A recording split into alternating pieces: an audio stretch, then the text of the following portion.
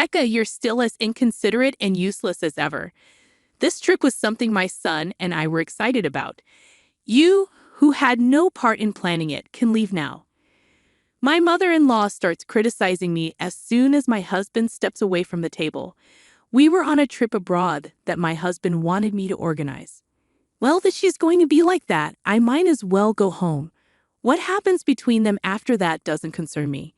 I'm Becca, a married woman working for a big company. Since my job is flexible, I mostly work from home, so I spend a lot of time there.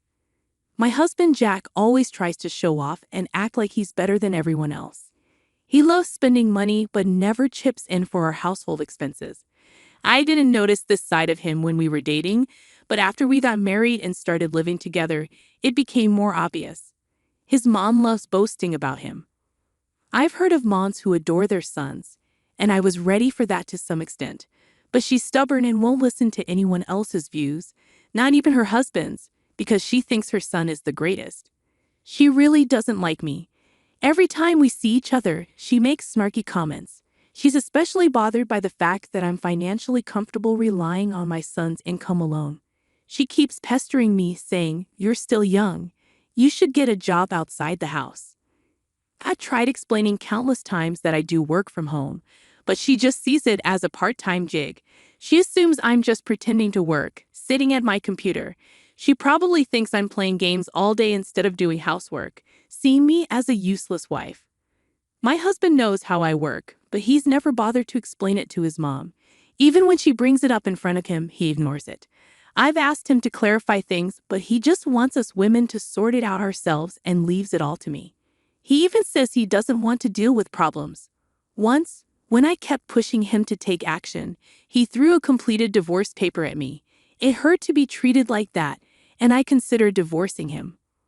But I heard divorce is even more complicated than marriage.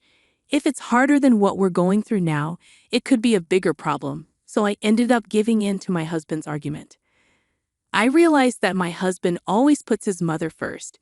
It's frustrating, but I know I have to find a way to handle her without causing more trouble. I didn't agree to divorce because my feelings change, but it seems like my husband thinks I'm still madly in love with him and didn't want to break up. His arrogant attitude keeps getting worse. It's cute when a child tries to act mature, but it's a major turnoff in an adult. I've learned to brush off his arrogant remarks and pretend not to notice his actions. There's another reason why I didn't divorce him. Because of my husband's job, we live far away from my in-laws. We only see them once or twice a year. I thought I could handle that, especially when everyone was making a big deal about having 9 days off in a row. Even during vacations on weekdays, both my husband and I were usually working. For me, American holidays don't matter much since I adjust my schedule based on international needs. And for my husband, he simply wasn't taking 9 consecutive days off according to the calendar. When he came home after his first day back at work, he suddenly said, "Let's go on a trip abroad." When I asked what he meant, he explained that his coworkers had taken time off to have a 9-day holiday for an overseas trip, and he felt left out. He was quite proud of his idea, but it just left me baffled by his childishness. But since I haven't traveled this year, I suggested we take a trip within the country. My husband has never traveled overseas, so if we were to go abroad, he'd need to get a passport. It wouldn't be an issue with you. You're fluent in several languages. I studied abroad and traveled a lot before marriage. Besides English, I can speak Spanish and a bit of Chinese if needed. When my mom back home got into Korean dramas, I learned Korean with her, but I haven't had much chance to use it, so I'm not very confident. Sure, I might be better at languages than my husband, but getting passports isn't as easy as he thinks. I tried to convince him to travel abroad in the summer or winter, but he wouldn't budge. Instead, despite having no experience, he chose the destination, took time off without permission, and expected me to handle the logistics. It's not a guided tour. Why should I deal with strangers? He even argued that English is universal, and we wouldn't have any problems just the two of us. I thought maybe it would be okay, but before I knew it, he said, "Yeah, I'll make sure to bring Mom along. You'll handle that too, won't you? Taking care of 2 inexperienced travelers is too much for me alone. You should show some respect for your elders once in a while. You might even earn some brownie points by doing so, my dear devoted wife. It's for your own benefit, Becca. You should appreciate it, he said, making it sound like he was doing me a favor. Arguing against it seemed pointless. So I quietly made the reservations as my husband instructed, and I came up with a plan to handle everything from applying for my mother-in-law and husband's passports to booking flights and hotels. It was a lot of work, but to execute my plan, I patiently fulfilled all of my husband's wishes and crafted a flawless itinerary. On the day we flew overseas, my mother-in-law, who didn't know about my problems, happily said, just as I expected from my son, "We must be flying in fancy seats, right?" I bet my husband boasted, saying he arranged everything and planned the trip. But the truth is, I did all the work, and he did nothing. They left all the paperwork and planning to me. Even though they hardly knew anything about airports, they wandered around on their own while I dealt with everything. They were clueless even when it was time to board, and I struggled to find them. The airport staff even asked, "Should we announce your boarding gate?" Becca didn't tell us. It was chaotic, but they didn't seem sorry. They complained that I was planning to have fun alone during the flight. They behaved quietly, but it was frustrating and embarrassing every time they called a flight attendant. After a few hours, we reached the country we were visiting. I thought I could finally relax at the hotel after going through immigration. But suddenly, my husband looked sick and said he needed the bathroom. He handed me his bag and hurried off. I don't get why he got sick when we ate the same food. He had been smiling and talking to the flight attendant he liked. Maybe it's karma catching up with him. Then my mother-in-law started complaining, saying, "Becca, you're such a thoughtless daughter-in-law. How long are you staying here? My son planned this trip for me, just the two of us. You're just here for a free ride. You don't even work. It's bold of you to think you can enjoy this trip without contributing. Go home." I replied, "Are you sure?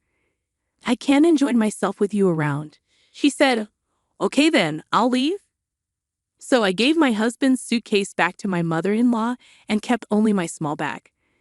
I didn't look at her and walked away. She looked surprised, which was funny because she had just told me to leave. I tried hard not to laugh. My husband kept running to the bathroom, so we didn't see each other. Luckily, I got a ticket back to America. I had planned to go home alone if I got the chance. I wouldn't mind being a guide if we got along, but not with them. It's too stressful, and I wouldn't gain anything. I can't help but smile when I think about what they'll do without me. They only speak English, but they can use translation apps on their phones. But I can't imagine my husband, who likes to brag, doing that. After safely making a few side trips, I went straight to the fancy hotel where my parents were waiting. My husband, Jack, wanted me to show respect to my parents, so I treated them to a luxury trip in upstate New York. They were supposed to travel there leisurely, enjoying the sights and meals along the way. I managed to meet up with them earlier than planned, which surprised them. When I quickly explained what happened, they were shocked. They couldn't believe I agreed to Jack's request. My phone was buzzing with calls and messages from Jack, but I ignored them. I turned off my phone and enjoyed my time with my parents. After our celebration, I got a call from the embassy when I got home. Here's what happened.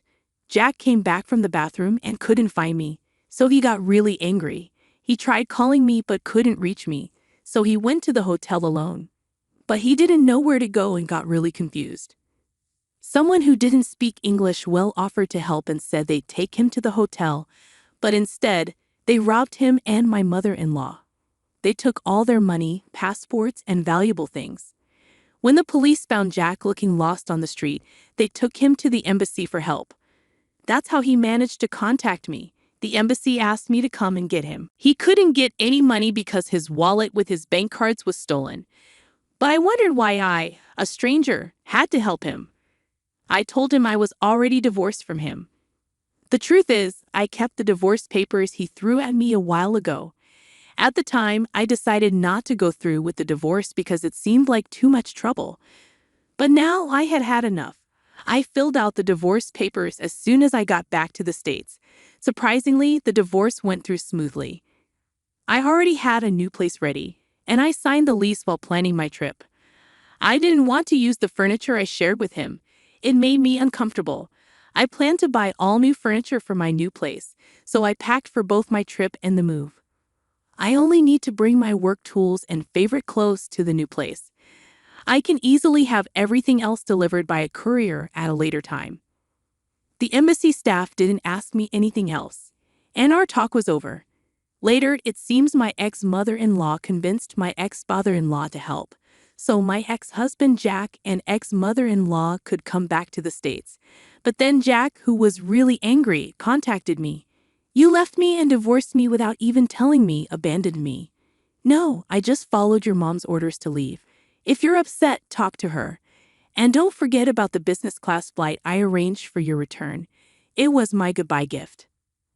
I also reminded him that he was the one who first mentioned divorce. "I only filled out the divorce papers you had ready, doing what you wanted. Do you think making excuses like that will work? How much more do you want to embarrass me?" Embarrassed?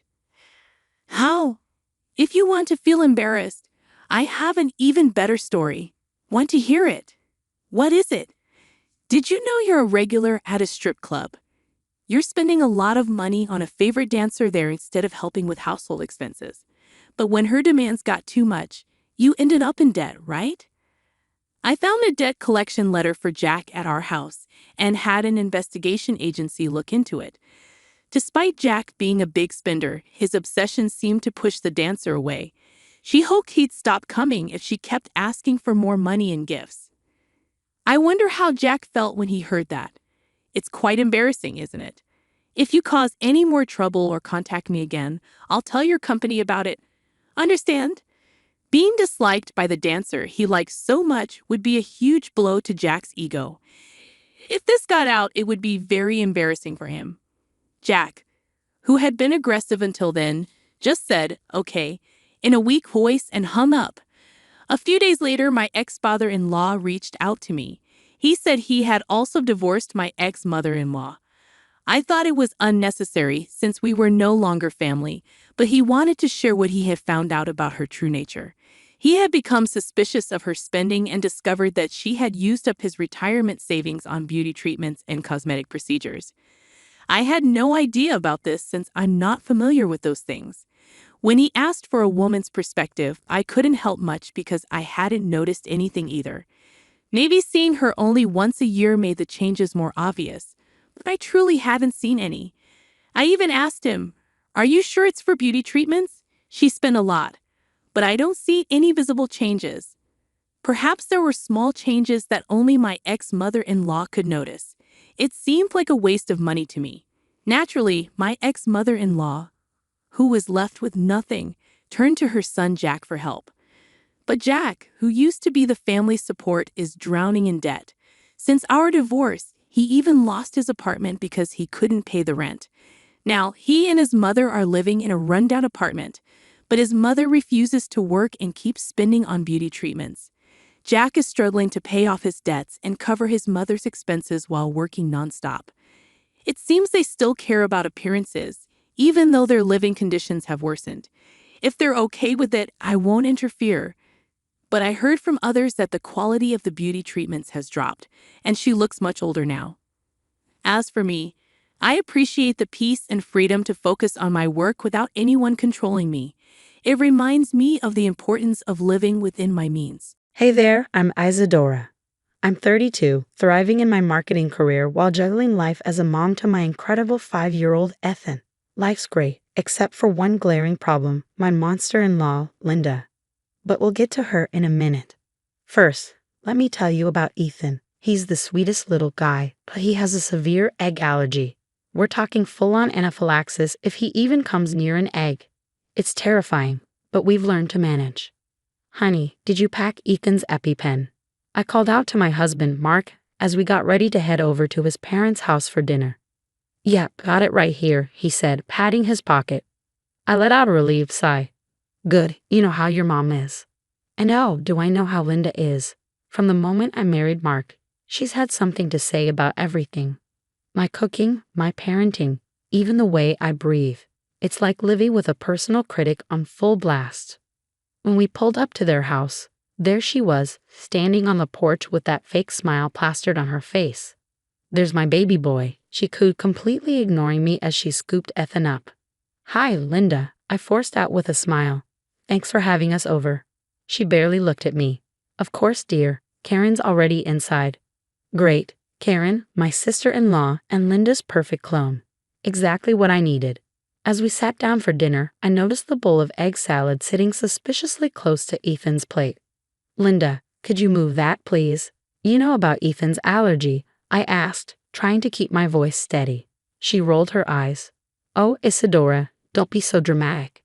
A little egg never hurt anyone." My blood was boiling. "It could literally kill him, Linda. This isn't a joke." She scoffed. "Back in my day, we didn't have all these fancy allergies." I looked to Mark for backup, but as usual, he was suddenly fascinated by his mashed potatoes. Karen chimed in. "Mom's right, Isadora. You're being overprotective." I was on the verge of snapping when my phone buzzed. A text from my best friend, Samantha. "Hang in there, girl. Don't let the witches get you down." The rest of the dinner was tense. Linda kept throwing passive-aggressive jabs at my parenting, while Karen nodded along like her little sidekick. As we were leaving, Linda cornered me. "You know, dear, if he spent less time working and more time with Ethan, maybe he wouldn't have all these issues." I bit my tongue so hard I tasted blood. "Thanks for dinner, Linda. We'll see ourselves out." In the car, I finally let it out. "Can you believe her? She could have killed Ethan." Mark sighed. "You know how Mom is. She didn't mean any harm." And there it was, Mark, once again, refusing to stand up to his mother. As we drove home, I couldn't shake the feeling that things were only going to get worse. And boy, was I right. A few weeks later, Linda called me out of the blue, all sweet and innocent. "Isadora, dear, I heard about your big conference. Why don't you let me watch Ethan for the weekend?" I hesitated. "I don't know, Linda. Ethan's allergy." "Oh, nonsense. I raised 2 children. I can handle 1 grandchild for the weekend." Against my better judgment, I agreed. The morning we left, I went over everything with Linda. Again, remember, no eggs. Not even a trace. Here's his EpiPen, and... Yes, she waved me off. "Go on, you'll be late." The conference was going amazingly well. I was on fire, networking, nailing presentations, even catching the eye of the VP. "Great work, Isadora," he said. "Keep this up and a promotion's in your future." I was on cloud 9 until my phone rang. It was Linda, her voice frantic. "Isadora, it's Ethan. We're at the hospital." He had some kind of reaction. My heart stopped. "What happened? What did you give him?" "Just come quickly," she said, her voice shaky. Mark and I rushed to the hospital. My heart was pounding, fear choking me. We burst into the ER to find Ethan hooked up to machines, his little face swollen and pale. "My baby," I cried, rushing to his side. The doctor came over. He had a severe anaphylactic reaction. If he hadn't been brought here when he was, it could have been much worse. I turned to Linda, shaking with rage. "What did you give him?" She looked sheepish. Just a little custard." "I didn't think custard had eggs," Linda mumbled, her voice defensive. "You could have killed him. I've told you 1,000 times." I was shaking with anger. Linda, still mumbling, said, "I didn't know it was that serious. I saw red. I told you. I've always told you." Mark put his hand on my shoulder, his voice soft. "Isadora, calm down. Mom didn't mean." I shrugged him off, eyes blazing. "Don't you dare defend her, Mark. Look at our son." As Ethan recovered, my anger only grew. How could she be so careless, so selfish? Back at home, I couldn't hold it in any longer. "You need to apologize, Linda. You have to understand how serious this is." She scoffed. "Apologize? I was trying to treat my grandson. You're the one who's made him so sensitive with all your coddling." I couldn't believe it. "Get out. Get out of my house." As she stormed out, Karen called, her voice sharp. "How could you kick Mom out? She feels terrible." "Terrible?" I fumed. "She nearly killed Ethan and won't even apologize." "You're overreacting, Isadora. You're tearing this family apart." I hung up, shaking with fury. Later that night, I tried talking to Mark again. Your mother crossed a line, Mark. She needs to take responsibility. He sighed, running a hand through his hair. Can't we just move past this? You know how Mom is.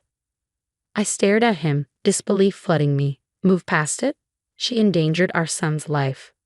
She made a mistake. We all make mistakes. I couldn't hold back anymore.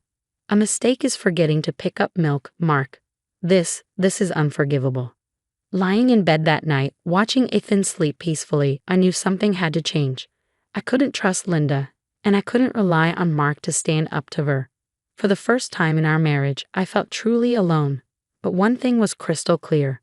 I would do whatever it took to protect my son, even if it meant going to war with my own family. The next day, I had a gut feeling that the custard incident wasn't a one-time thing. Call it mother's intuition, but something felt off. So I started digging.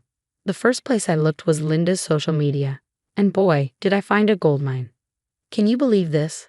I showed Samantha a post Linda had made shortly after Ethan's hospital visit. Back in my day, we didn't have all these made-up allergies. Kids today are too soft. Samantha's jaw dropped. That witch. What else did you find? I scrolled through more posts, shaking my head. Look at this. She's been sharing articles about how allergies aren't real, saying it's all in people's heads. Samantha's eyes widened. Isadora, this is serious. She's not just ignorant, she's actively dangerous. That was just the tip of the iceberg. I started piecing things together, remembering all the times Ethan had mild reactions after visiting Linda, even though I checked everything he ate. It suddenly made sense. I confronted Mark about it. Has your mother been feeding Ethan things with eggs when we're not around? He shifted uncomfortably. I don't think so. Maybe, Mark, this is our son's life we're talking about. I couldn't let it slide any longer. I drove straight to Linda's house, my blood boiling. Linda, we need to talk. Have you been giving Ethan food with eggs? She had the audacity to look offended. What kind of question is that? I would never intentionally harm my grandson. Intentionally? So you have been giving him egg products. Well, maybe a little here and there to help build up his tolerance. Toughen him up. I saw red. Build up his tolerance? You could have killed him. Oh, don't be so hysterical, Isadora. In my day. This isn't your day, Linda. This is now. And Ethan has a life-threatening condition. She waved me off, clearly dismissive. You're overreacting. Then she turned to Mark. Mark, tell her she's overreacting. For once, Mark stood firm. No, Mom. Isadora's right. What you did was dangerous and wrong. Linda's face hardened, her voice icy. I see. So you're choosing her over your own mother? I'm choosing my son, Mom. And if you can't respect that, maybe we need some space. As we left, I felt a mix of pride and sadness. Mark had finally stood up to his mother, but at what cost? Later that night, I met with Samantha to strategize. We need to expose her, I said. People need to know how dangerous she is. Samantha nodded. What if we caught her admitting it on record? And that's how Operation Gotcha was born. The next time Linda came over, I had my phone recording in my pocket. Linda, I began. I need you to understand how serious Ethan's allergy is. Oh, Isadora, not this again, she sighed. Look, I don't believe in all this allergy nonsense. A little egg never hurt anyone. But Ethan ended up in the hospital because you've made him weak, Linda continued, her voice cold and firm. If you just let me give him small amounts, he'd have built up a tolerance by now. Bingo. I had her on record, admitting everything. As I played the recording back later, a wave of vindication and disgust washed over me. How could someone be so reckless, so dismissive, about their own grandson's life? The annual family barbecue was just around the corner, and everyone would be there. It would be the perfect moment to expose Linda for who she truly was. As the day approached, I was a storm of emotions. Nervousness, anger, and even a twinge of guilt. But then I'd look at Ethan, remembering his fragile little body in that hospital bed, and my resolve would harden. Linda had no idea what was coming. The barbecue was in full swing when I finally made my move. Clearing my throat, I called out, "Everyone, I have something you need to hear." With trembling hands, I pressed play. Linda's voice, dripping with contempt, echoed across the yard as she admitted to disbelieving Ethan's allergy and feeding him eggs to toughen him up. Gasps spread through the crowd. Aunt Martha dropped her drink, and Uncle Joe's burger slipped from his hand, hitting the ground. That's out of context, Linda screeched, her face turning bright red. Karen, always quick to defend her mother, jumped in. Mom would never hurt Ethan. Isadora must have doctored this. Doctored it? I shot back, voice shaking with anger. Your mother nearly killed my son, twice. Mark stepped forward, his face grim. It's true, Mom. How could you? Linda's eyes darted around, searching for support but finding none. I was just trying to help. These modern allergies. Enough. I cut her off. There's no excuse for risking a child's life. Linda's face crumpled as the gravity of her actions finally hit her. I'm so sorry, she whispered, her voice breaking. I never meet. Save it. I spat. Your sorry doesn't fix anything. Mark nodded in agreement, his voice steady. Mom, we can't have you in our lives anymore. We're done. The crowd gasped again. But what shocked everyone even more was when Linda's best friend, Marge, stepped forward. I can't stay quiet anymore, she said, her voice trembling. This isn't the first time Linda's done something like this. Marge then proceeded to expose years of Linda's manipulative behavior. Lies, backstabbing, the works. The barbecue erupted into chaos as Linda fled in tears, with Karen chasing after her. In the weeks that followed, Linda's reputation took a nosedive. She became a pariah, shunned from her book clubs, bridge games, and even church. Her social circle crumbled, and for once, she had no one left to manipulate. That night, as I tucked Ethan into bed, he looked up at me with those innocent eyes and asked, Mommy, why doesn't Grandma Linda visit anymore? I chose my words carefully. Sometimes, sweetie, people make choices that aren't safe for us. And when that happens, we have to protect ourselves, even if it means keeping some distance. He nodded, understanding in that wise way only children can. I kissed his forehead and closed his door, feeling a sense of peace for the first time in ages. We'd been through hell, but we came out stronger. Linda was out of our lives, and we were safe. For the first time in a long time, the future looked bright, and I knew I could protect my family from anything. And that wraps up Isadora's intense family drama. Now, here's a question for you. If you were in Isadora's shoes, would you have completely cut Linda out of your life? Or would you have given her another chance to make amends? When does protecting your child trump all family ties? Or should family always get a shot at redemption? This isn't an easy one, folks. There's a fine line between forgiveness and putting your child at risk. Where do you draw that line? Let me know your thoughts in the comments below. I'd love to hear where you stand on this family feud. If this story of allergy drama and mother-in-law mayhem kept you hooked, don't forget to smash that like button and subscribe to the channel. Hey, I'm Sarah, a 35-year-old elementary school teacher, living what I thought was the perfect life with my husband, Mark, and our amazing 10-year-old daughter, Emily. We've got a cozy little place in the suburbs, and for the past 12 years, Mark and I have been building a warm, loving home for our girl. Everything would be perfect, if not for one small problem. My mother-in-law, Barbara. Let me tell you, Barbara is a piece of work. She's 60 but acts like she's royalty, always poking her nose into our business, criticizing how I raise Emily or how I keep the house. It's as if nothing I do is ever good enough. Sarah, dear, don't you think Emily's room could use a good tidying? She'll say, or, oh, is that what you're serving for dinner? How interesting. I swear, sometimes I just want to scream. But for Mark's sake, and for Emily's, I keep my cool. Family harmony and all that jazz, right? Anyway, the other day, Emily came bouncing into the kitchen, all excited about a cooking show she'd been watching.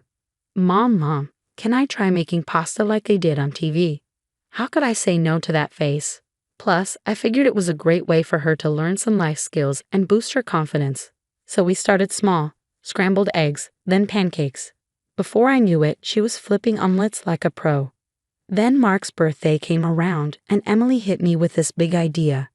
Can I cook dinner for Daddy's birthday? Please, please, please. I was touched, my little girl wanting to do something so sweet for her dad. But then she dropped the bomb. And can we invite Grandma too? I almost choked on my coffee. Barbara, at a dinner cooked by a 10-year-old. I could already hear her comments, but Emily looked at me with those big, hopeful eyes, and I caved. Sure, sweetie. We'll invite Grandma and plan the perfect menu. As we brainstormed ideas, I couldn't shake the pit in my stomach. The thought of Barbara sitting at our table, judging every bite and every decoration. But it was for Emily and Mark, so I told myself I could handle one dinner with the Dragon Lady. The big day arrived, Mark's birthday. I woke up feeling a mix of excitement and dread. Emily, on the other hand, was bouncing off the walls, eager to start cooking. "Come on, Mom. We've got to make everything perfect for Dad." I couldn't help but smile at her enthusiasm. We spent hours in the kitchen, flour dusting our noses, tomato sauce splattering our aprons. Emily insisted on making everything from scratch, the pasta, the meatballs, even the garlic bread. "Do you think Grandma will like it?" she asked, her eyes wide with hope. I swallowed hard. "I'm sure she'll appreciate all your hard work, sweetie." Evening rolled around. Mark came home, and Barbara arrived shortly after. Emily was practically vibrating with excitement as she presented her creations. "Happy birthday, Dad. I made everything myself, well, with Mom's help." Mark's face lit up. "Wow, Princess, this looks amazing." I held my breath as Barbara took her first bite. For a moment, there was silence. Then she spoke. "Well, I must say, this spaghetti is terribly overcooked, and the meatballs are as bland as cardboard." The room went cold. Emily's smile faltered. I tried to keep my voice steady. "Barbara, Emily worked very hard on this meal." She scoffed. "And you let her waste all these ingredients? Look at the state of the kitchen, Sarah."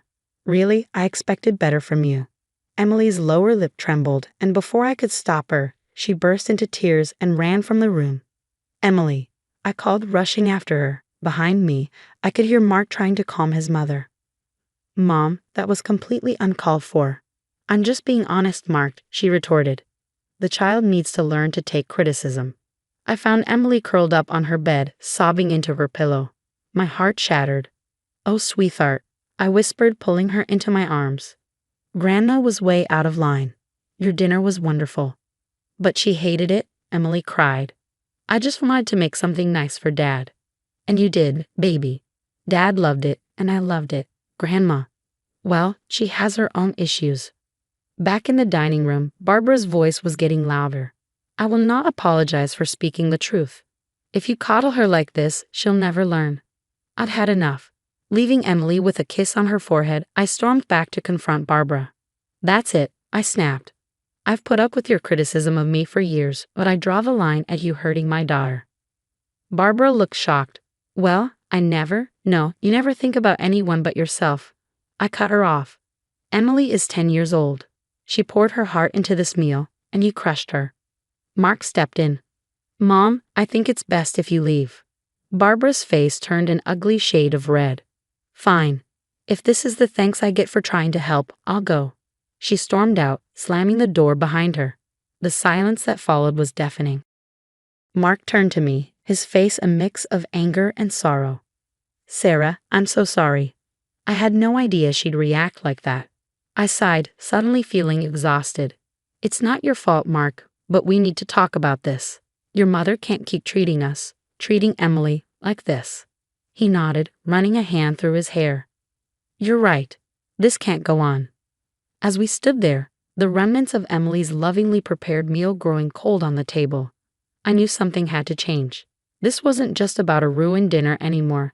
It was about protecting our daughter, our family, from Barbara's toxic behavior. In that moment, I made a decision. This would be the last time Barbara ever hurt my little girl. The days after Barbara's outbursts were tough.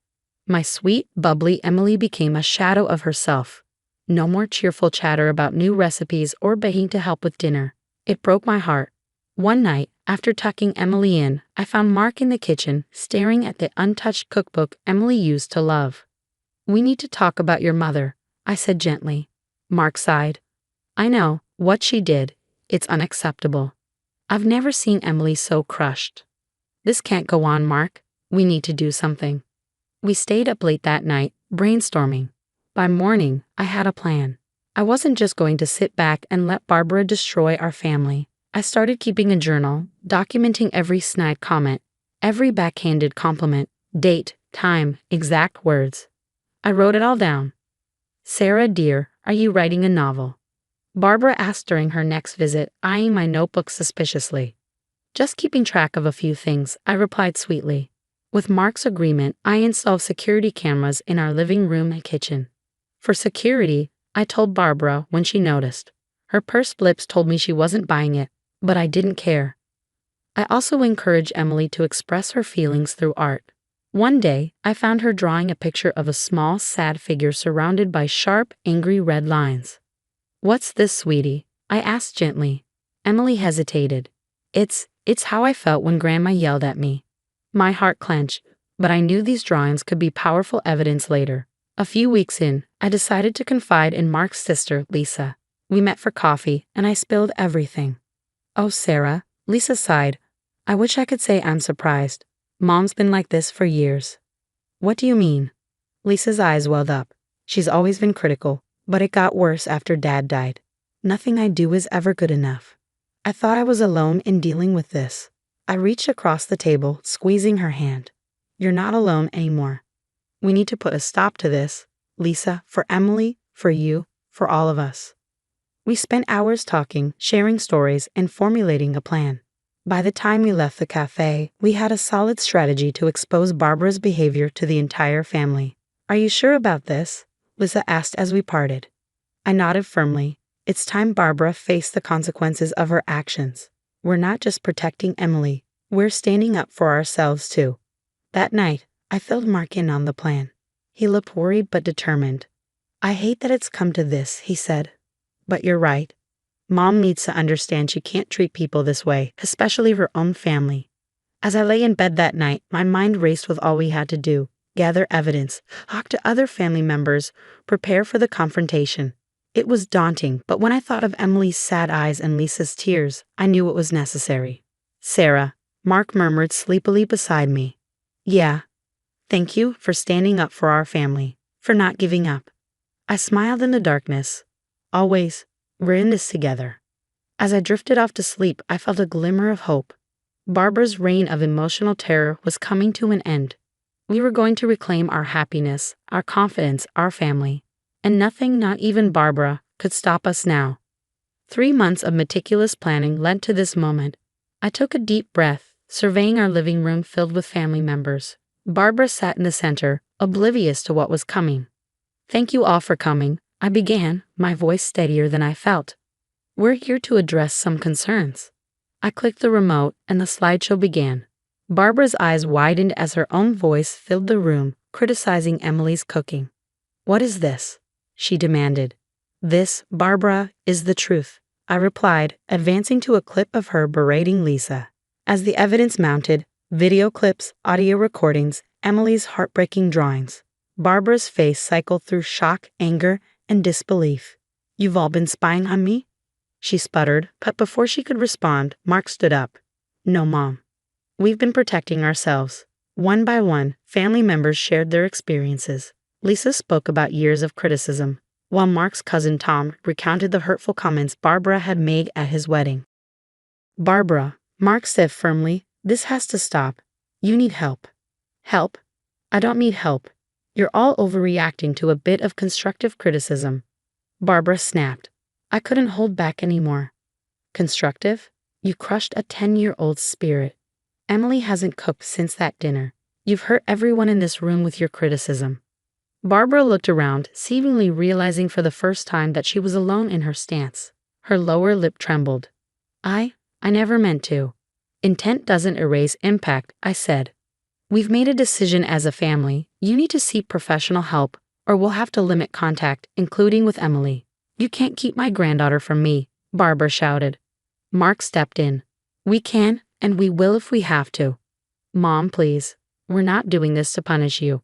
We want to help, but you need to want it too." The room fell silent. Barbara looked from face to face, perhaps truly seeing the pain she caused for the first time. I don't know how to change," he whispered. Lisa reached out, touching her mother's hand. "That's what therapy is for, Mom. We'll support you, but you have to do the work." Tears streamed down Barbara's face. "I'm sorry. I'm so sorry. I steel myself." "Barbara, I appreciate that, but sorry isn't enough. You've caused deep, lasting damage. It'll take time and effort to heal." Barbara nodded slowly. "I understand. I'll get help. I promise." As the family meeting wound down, I felt a weight lift off my shoulders. It wasn't over, far from it, but it was a start. Later that night, as Mark and I got ready for bed, he pulled me into a hug. "You were amazing today, Sarah. Thank you for fighting for our family." I leaned into him, exhausted but proud. We did it together. All of us. The next morning, I found Emily in the kitchen, tentatively flipping through her old cookbook. "Hey, sweetie. What are you doing?" I asked. She looked up, a small smile on her face. "I was thinking maybe we could make pancakes." My heart soared. That sounds perfect. As we mixed the batter and heated the griddle, I knew we had a long road ahead. Barbara would need time and therapy, and for now, we'd maintain limited, supervised contact. But as I watched Emily pour her first pancake, her confidence slowly returning, I knew we'd made the right choice. Standing up to toxic behavior isn't easy, but protecting our loved ones, especially our children, is always worth the fight.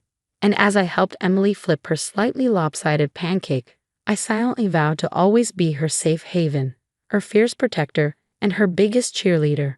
After all, that's what being a mother is all about. Now I have a question for you. If you were in Sarah's position, would you have given Barbara another chance after her breakdown? Or would you have maintained firm boundaries regardless of her promise to change? This situation isn't black and white. On one hand, Barbara's behavior caused significant harm, especially to young Emily. On the other, she's family and showed remorse. Where do you draw the line between forgiveness and self-protection? My name is Lisa, and I'm a 24-year-old woman living in Austin, Texas. Life hasn't exactly turned out the way I imagined, but it's taught me some hard lessons about family, love, and the value of standing up for yourself.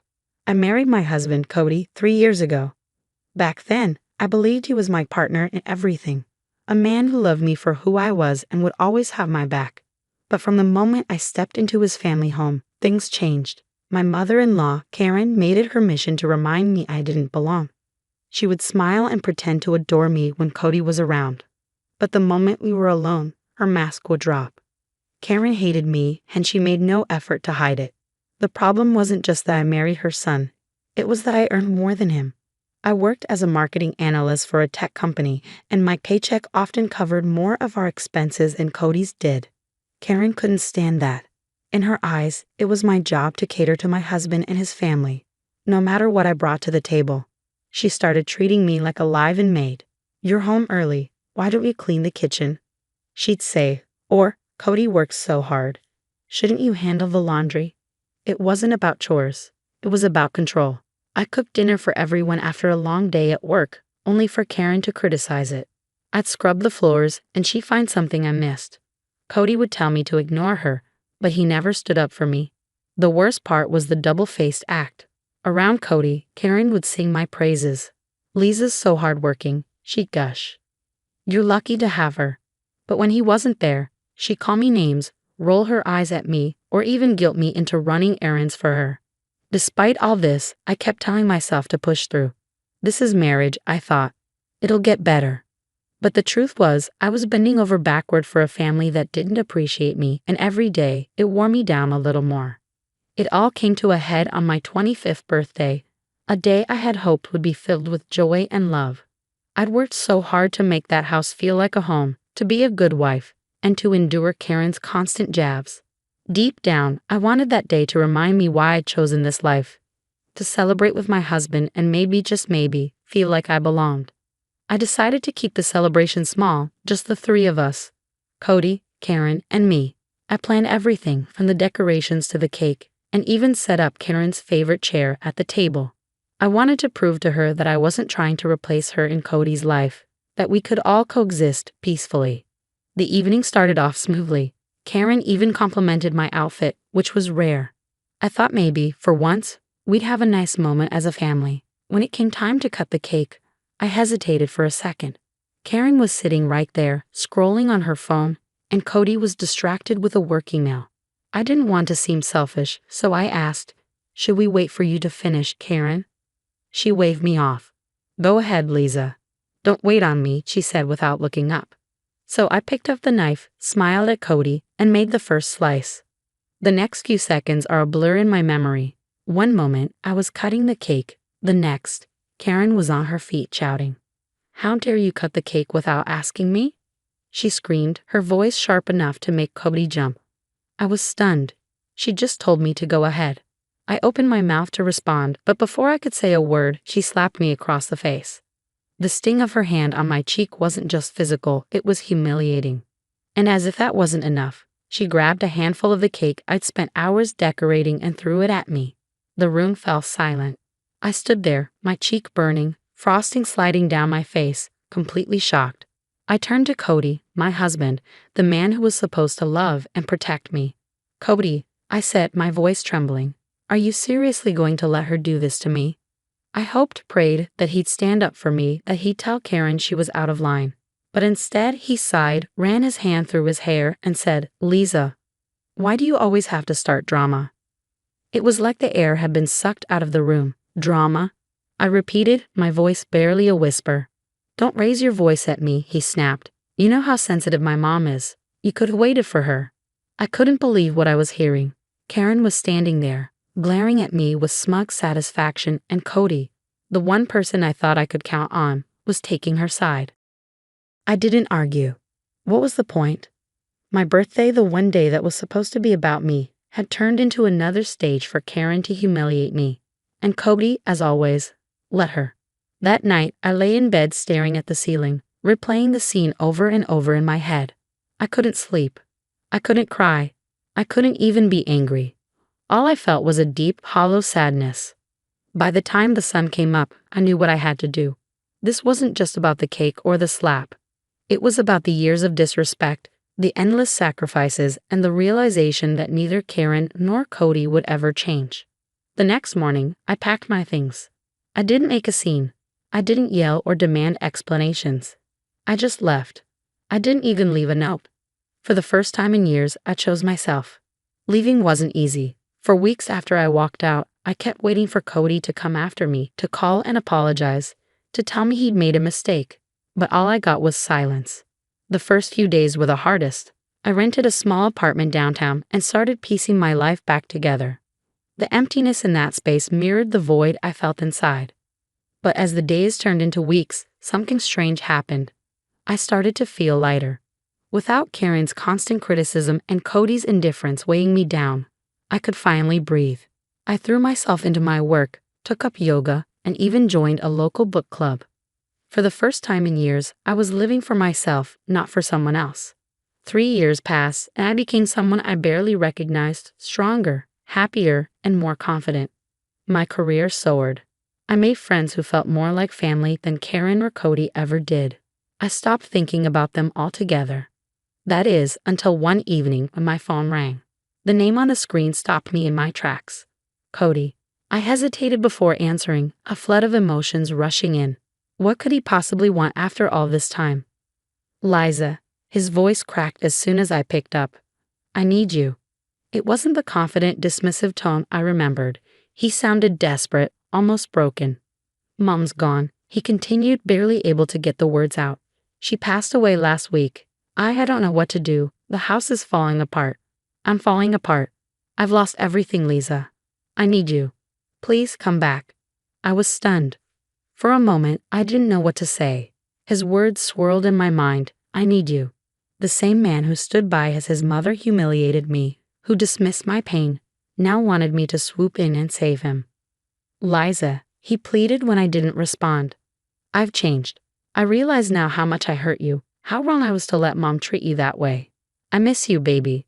Please, come home. We can start over. We can build a new life together. I took a deep breath, the weight of his words pressing against my chest. But then, I remembered. I remembered Karen's slap, the frosting sliding down my face, Cody's cold indifference, and the years I spent breaking my back for a family that never respected me. No, I said firmly, my voice steady. What? He stammered, as if he couldn't believe what he was hearing. No, Cody, I repeated. I'm not coming back. I'm not your savior. I'm not your maid. And I'm definitely not the woman who's going to fix your life because you let it fall apart. Liza, please.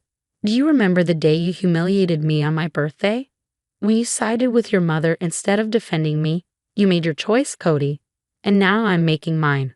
There was a long pause. I could hear him breathing, could feel the weight of his silence. I spent 3 years rebuilding my life, I continued. 3 years learning to love myself after everything you and your mother put me through. And I'm not going to throw all that away just because you suddenly realize what you lost. But I've changed, he whispered. Maybe you have, I said. But it doesn't matter. I don't need you anymore, Cody. I've moved on, and you should too. For the first time in years, I felt completely free. This wasn't about revenge or holding a grudge. It was about choosing myself, something I should have done a long time ago. When I hung up the phone, I didn't feel regret or sadness. I felt relief. Cody's problems weren't mine anymore, and I was finally free to live the life I deserved. After that phone call, I felt a sense of clarity I hadn't known before. It wasn't just about turning Cody down. It was about fully stepping into the life I had built for myself. For years, I had defined my worth by what I could do for others, by how much I could endure. But now, I saw my strength in a different light, not as someone who tolerated pain, but as someone who chose happiness. The life I had rebuilt was beautiful in ways I never expected. My small apartment had grown into a cozy sanctuary filled with things that brought me joy. My job, once a means to escape the chaos at home, had blossomed into a career I loved. I'd started traveling, something I'd always dreamed of but never had the freedom to do. More importantly, I'd surrounded myself with people who truly cared about me. My book club turned into a circle of close friends who celebrated my wins and held me up when I faltered. They were there for the little moments too, movie nights, weekend brunches, and even an impromptu road trip to the Grand Canyon. On my 28th birthday, 3 years after the disaster that drove me to leave, I threw a party for myself. Not out of obligation, not to please anyone else, but simply because I wanted to celebrate me. My friends decorated my home with fairy lights and flowers, and we danced in the living room to my favorite songs. When it was time to cut the cake, everyone cheered, and for the first time in years, I felt nothing but joy. Standing there, knife in hand, I thought back to that moment 3 years ago when Karen slapped me and Cody stood by. It wasn't sadness I felt, it was gratitude. Because if that night hadn't happened, I might never have found the courage to walk away. My life now wasn't perfect, but it was mine. I learned to trust myself, to set boundaries, and to let go of people who didn't deserve a place in my heart. And for the first time in my life, I wasn't waiting for someone else to save me. As I looked around the room, at the friends who had become my family, at the life I had built from the ground up, I realized something. I didn't need Cody. I didn't need Karen. I didn't need anyone to complete me because I was already whole. And that was the greatest gift of all. Hey there, I'm Emily, 28 years old, and I've been married to Mark for the past 3 years. We're expecting our first child, and we live in a cozy little house in a middle-class neighborhood. I used to work as a marketing executive, a job I absolutely loved. It was fast-paced, creative, and challenging, everything I thrived on. But when I got pregnant, Mark and I decided it would be best for me to take a break from work to focus on the pregnancy and get ready for the baby. Mark's been supportive, or at least he says he is. But I can't shake the feeling that he's started to see me differently since I stopped working. He's an accountant with a stable job, so he's taken on the role of the breadwinner without complaint. But sometimes I get this unsettling vibe from him, like he's beginning to buy into his mother's old-fashioned ideas about traditional gender roles. Sarah, my mother-in-law, she's quite the character, in her late 50s with a sharp tongue and a mountain of opinions that no one asked for. She's always had an issue with me, though she tries to hide it behind a fake smile and concerned advice. Sarah firmly believes that women should be submissive and dependent on their husbands, which is absurd. But Mark was raised to believe that his mom is always right. He's a total mama's boy and listens to her more than anyone else. I've tried talking to him about it, but he just brushes me off, saying I'm overthinking things. Maybe I am, but it's hard to ignore when Sarah is constantly around, pushing her outdated views on us.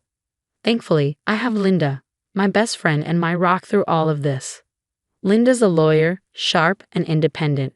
She's always there to listen and offer advice, which I really appreciate, especially since things with Sarah have been getting more tense lately. So that's the gist of my life right now.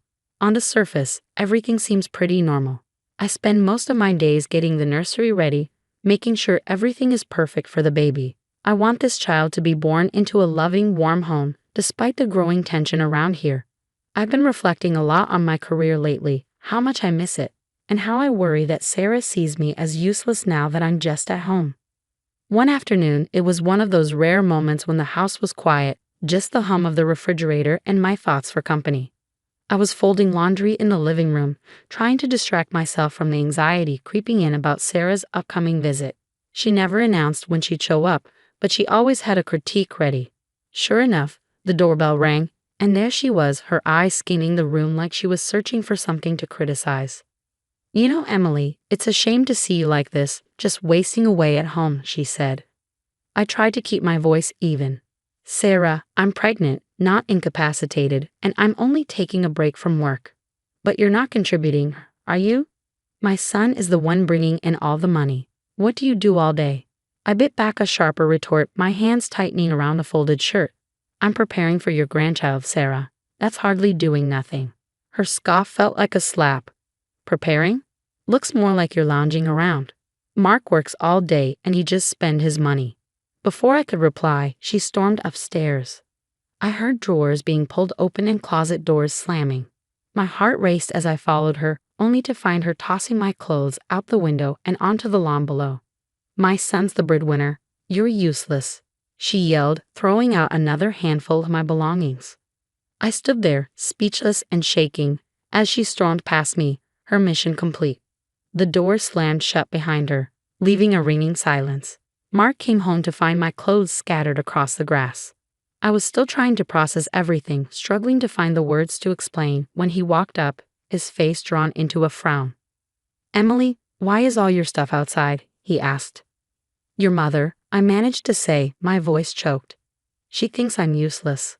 Mark sighed, the sound deep and weary. "Look, Emily, Mom can be a bit much.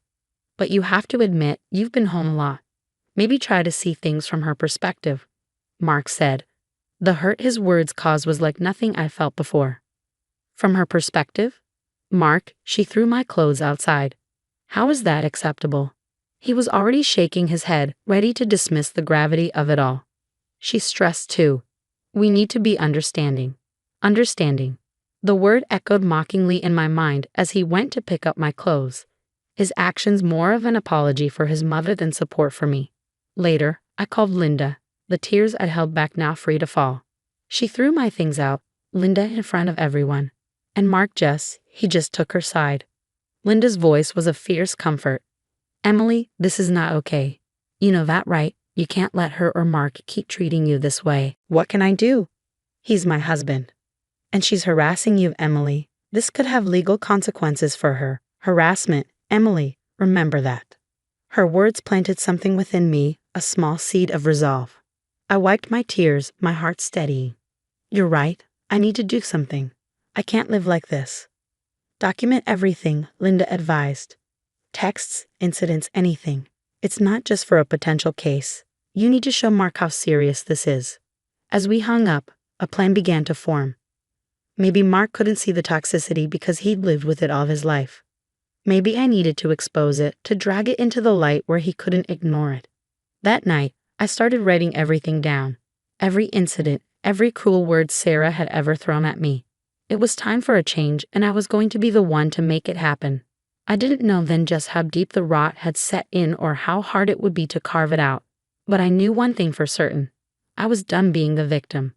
Things got worse before they got any better. The whispers started small, just quiet murmurs I'd catch as I passed by the neighbors chatting in their yards.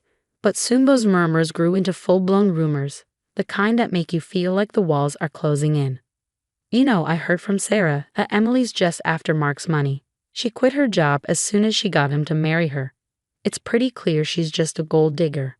Hearing those words flung around so casually about me hurt more than I'd expected, but I wasn't about to let Sarah's poison spread without a fight. I knew I had to act. I needed concrete evidence that could put an end to all this. So I called Linda, and we hashed a plan. "I'm going to invite Sarah over for tea. Think I can get her to show her true colors?" "Record everything." Linda's voice crackled over the phone, "all business. We need her to admit her motives." So that's what I did. I set up my phone to record audio and invited Sarah over under the guise of clearing the air. When she arrived, her smile was all teeth and no warmth. I led her into the living room where the tea was already laid out and discreetly hit record on my phone. "Sarah, I really want to understand why you've been so upset with me."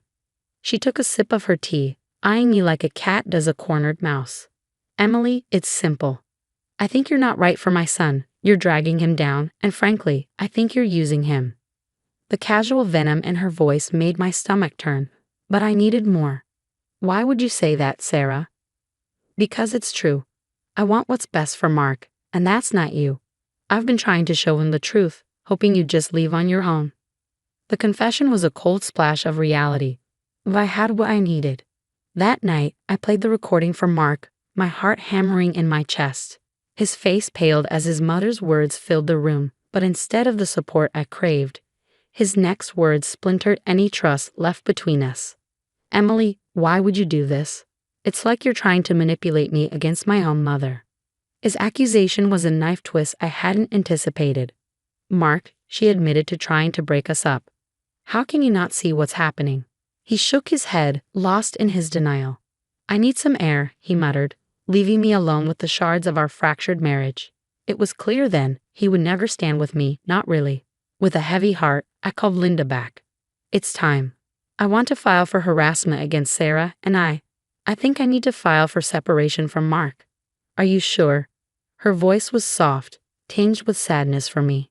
Yes, it's the only way I can think of to save myself. As I hung up, the weight of my decision settled over me. I was about to change everything. But as I looked around the quiet house, I realized it was already far from the home I had hoped to build. A month later, the courtroom was silent, save for the soft shuffling of papers and the low murmurs of those present. Sitting next to Linda, I felt a mix of nerves and resolve as I watched Sarah across the room, her face set in a stubborn mask. Today, everything would come to light, and I clung to the hope that justice would see me through. Miss Johnson, you may present your evidence. The judge's steady voice echoed slightly in the high-ceilinged room.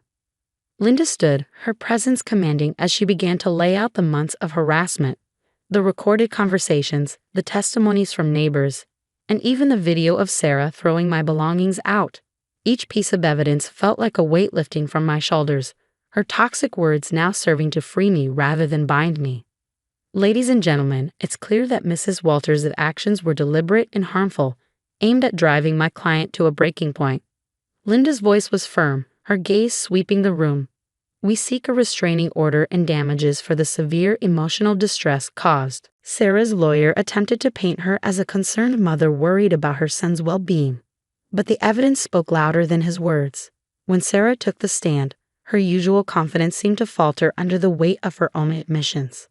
I just wanted what was best for Mark. Her voice cracked slightly, but I could barely muster sympathy. She glanced at me, a mix of defiance and something else.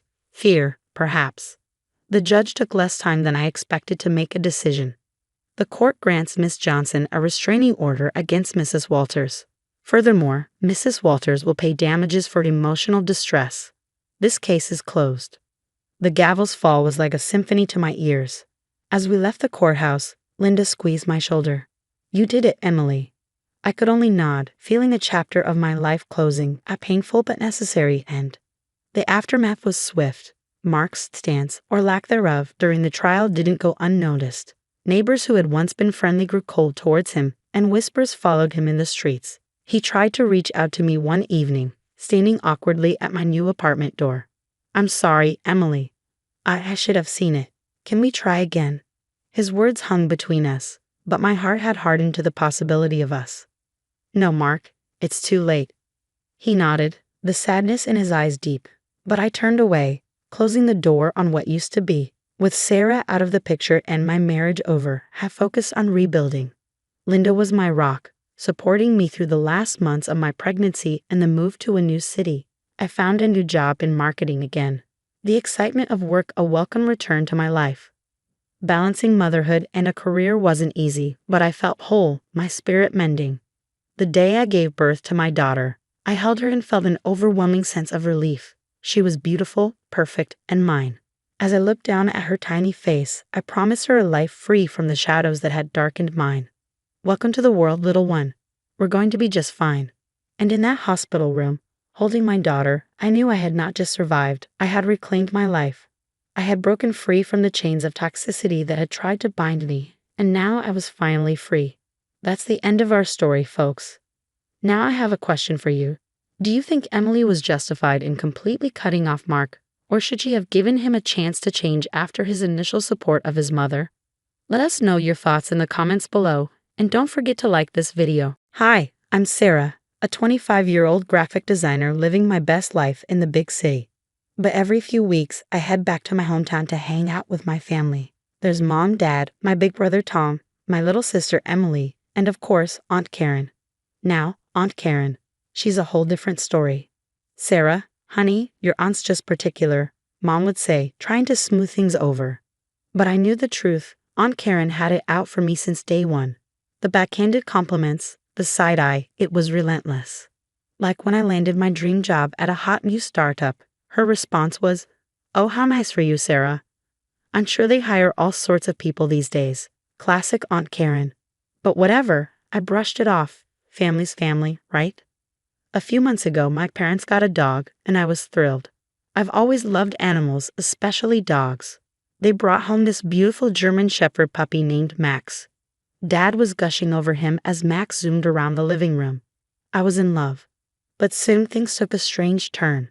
Every time I visited, Max would growl and snap at me. At first, I thought it was just puppy behavior. Maybe he was being protective of his new home. But it got worse. One time, I reached out to pet him, and he lunged at me, teeth bared. My boyfriend Mike had to pull me back. "Babe, that's not normal." "Something's up with that dog," Mike said, concerned. I brushed it off, but deep down, I was getting freaked out. It was like Max had it out for me. But dogs don't just hate people for no reason, right? Things hit a breaking point during our last family dinner. I was helping Mom in the kitchen when I overheard raised voices from the living room. "Karen, this has to stop." That was Dad, sounding angrier than I'd ever heard him. "I don't know what you're talking about," Aunt Karen shot back, all innocent. I crept closer to listen. "Max's behavior towards Sarah isn't right, and I think you know why," Mom said, her voice tight.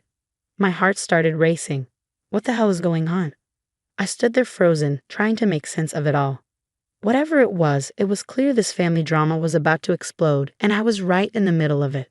After that dinner, I knew I had to get to the bottom of this Max situation.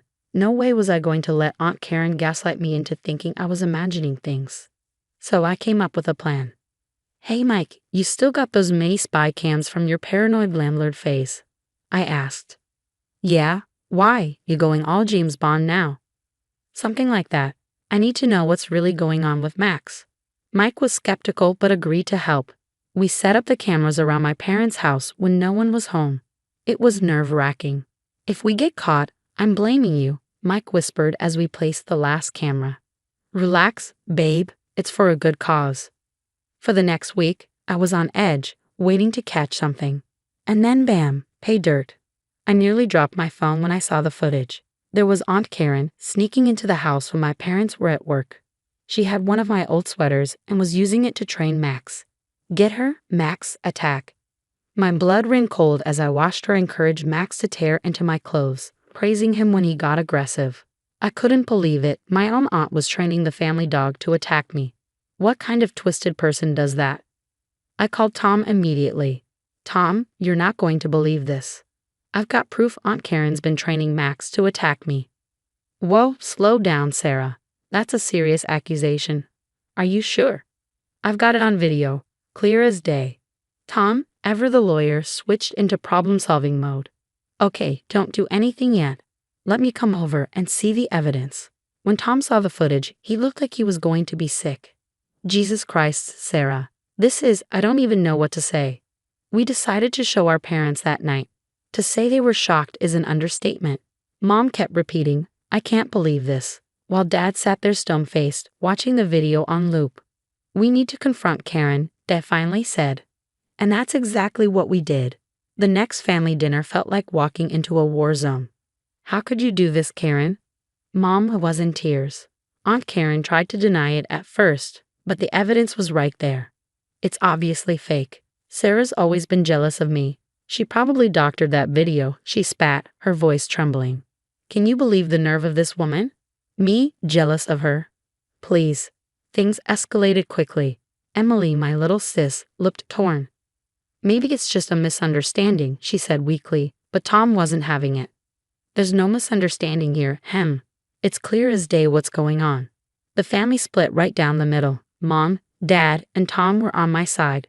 Emily and a couple of cousins bought into Aunt Karen's innocent act. As for me, I was a mess. Seeing my family torn apart like this was killing me.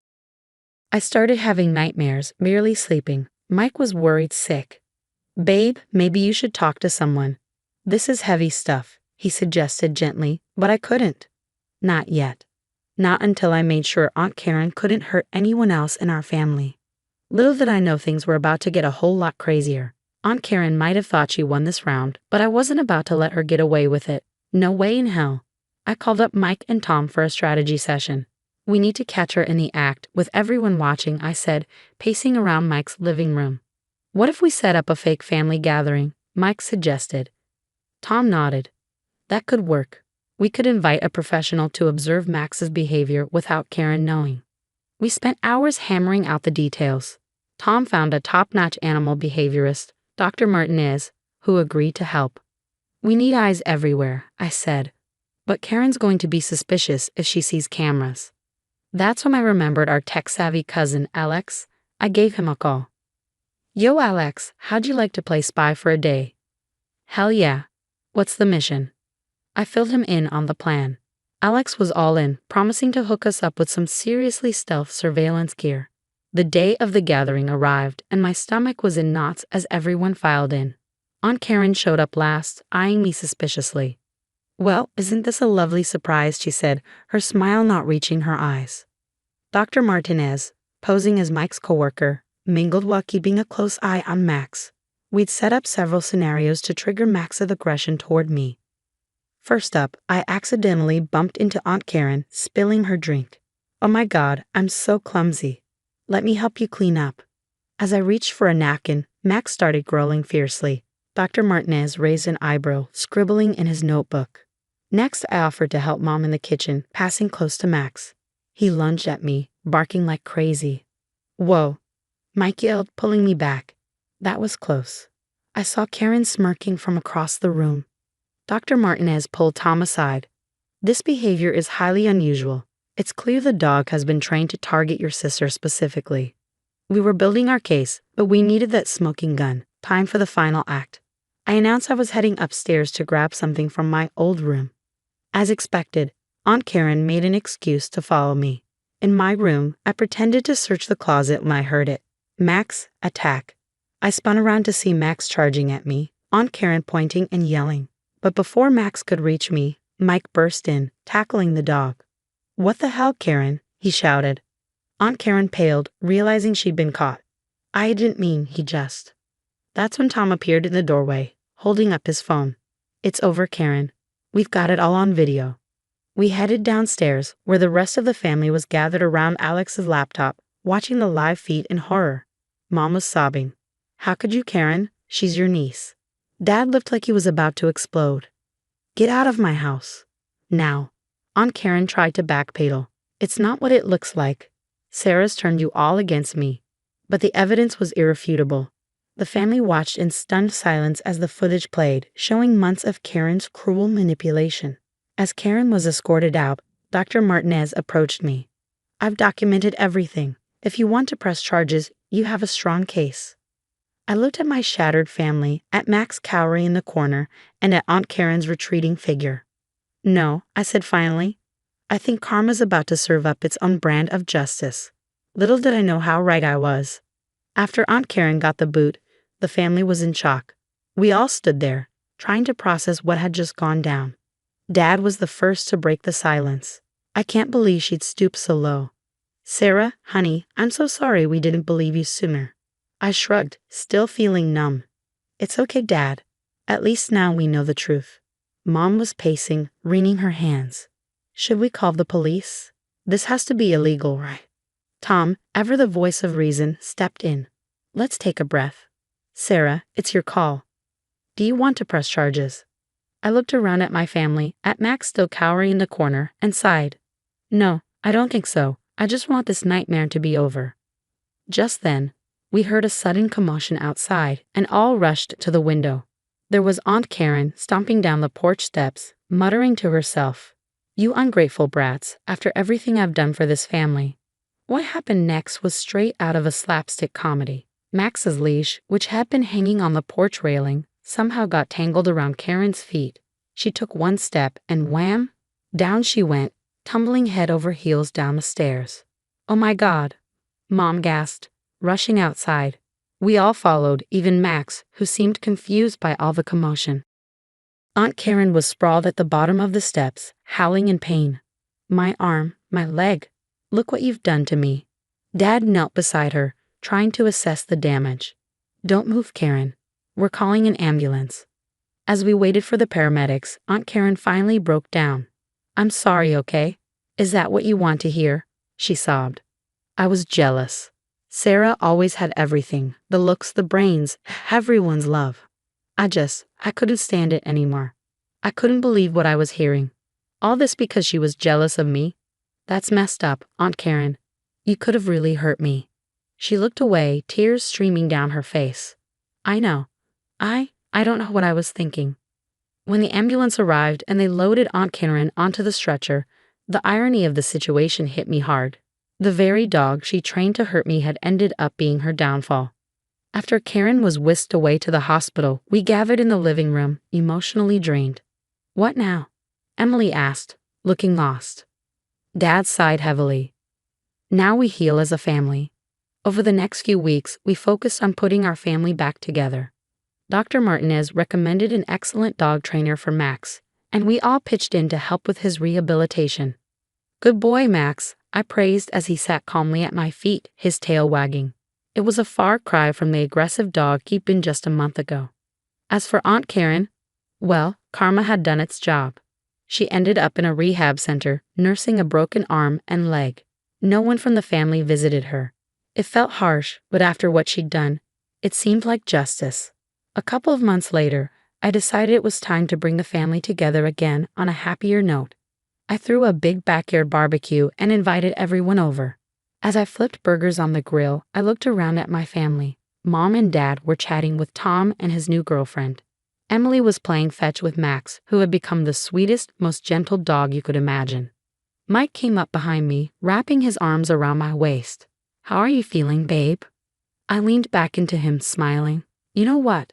I feel good, really good." And I did.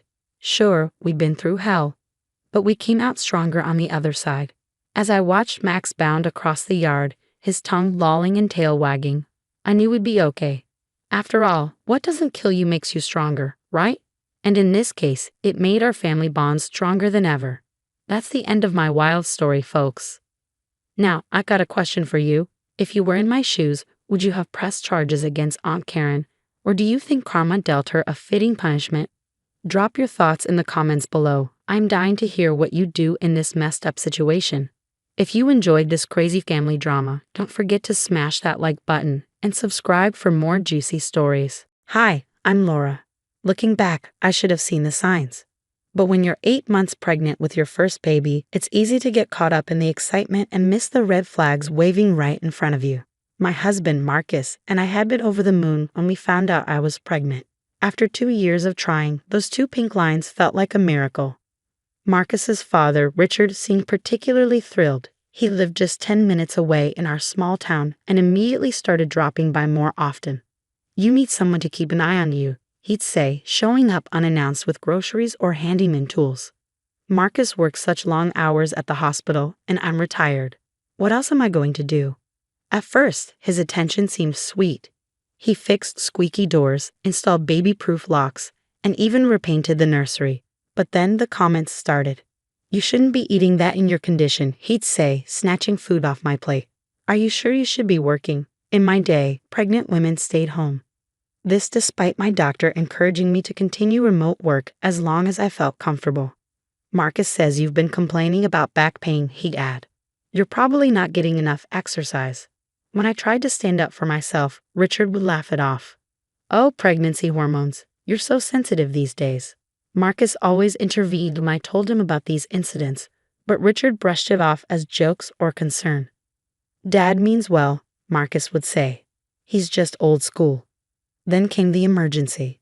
With just 2 weeks until my due date, Marcus was called to assist with a critical surgery at another hospital 4 hours away. It was a 3-day assignment. I don't want to leave you, he fretted, pacing the bedroom while packing. What if you go into labor early? I'll be fine, I had assured him, though my heart was racing. Your dad's just down the road, remember. When Marcus called his father to ask him to be on standby, Richard's voice boomed through the speakerphone. Of course. Don't worry about a thing, son. Laura and the baby are in good hands. That evening, as Marcus's car disappeared down the driveway, I noticed Richard standing in his front yard across the street, waving goodbye. He caught my eye and smiled, but something about that smile made my skin crawl. And that's how I ended up experiencing the most terrifying night of my life. The contractions started at midnight. At first I told myself they were just Braxton Hicks. But by 2 a.m., I knew this was the real thing. They were coming every 7 minutes. Richard, it's Laura, I said, my voice shaking as I made the first call. I think I'm in labor. What? It's the middle of the night. Are you sure? Yes, I'm sure. The contractions are getting stronger. I need to go to the hospital. Give it another hour. First-time mothers always panic. I'll come check on you then. An hour later, I was on my hands and knees, breathing through contractions that were now 5 minutes apart. I called again. Richard, please, I need to go now. All right, let me just finish something up. I'll be there soon. 3 more calls. 3 more promises. By 4 a.m., I was crying, hunched over the bathtub. The contractions were coming every 3 minutes and I could barely speak through them. That's when I heard it, Richard's voice, clear as day through the open bathroom window. No, I'm not busy, he said, talking on the phone. Just enjoying my morning coffee, beautiful sunrise coming up. My blood turned to ice. He was just sitting there, watching the sunrise while I was in labor. Richard, I screamed through the window. I can hear you. Please help me. The footsteps on his deck stopped. A door slammed shut. The next 2 hours blurred together, contractions that felt like they were tearing me apart, crawling from room to room in agony, desperate for relief. I called 911, only to be told all ambulances were responding to a major highway pileup. At 6:30 a.m., the overwhelming urge to push hit me. Alone, terrified, and on my bathroom floor when I heard someone pounding on my front door. I thought I was imagining it. Laura, are you okay? I heard screaming. It was Julie, my next-door neighbor, just about to head out for her morning run. Help! I'm in labor.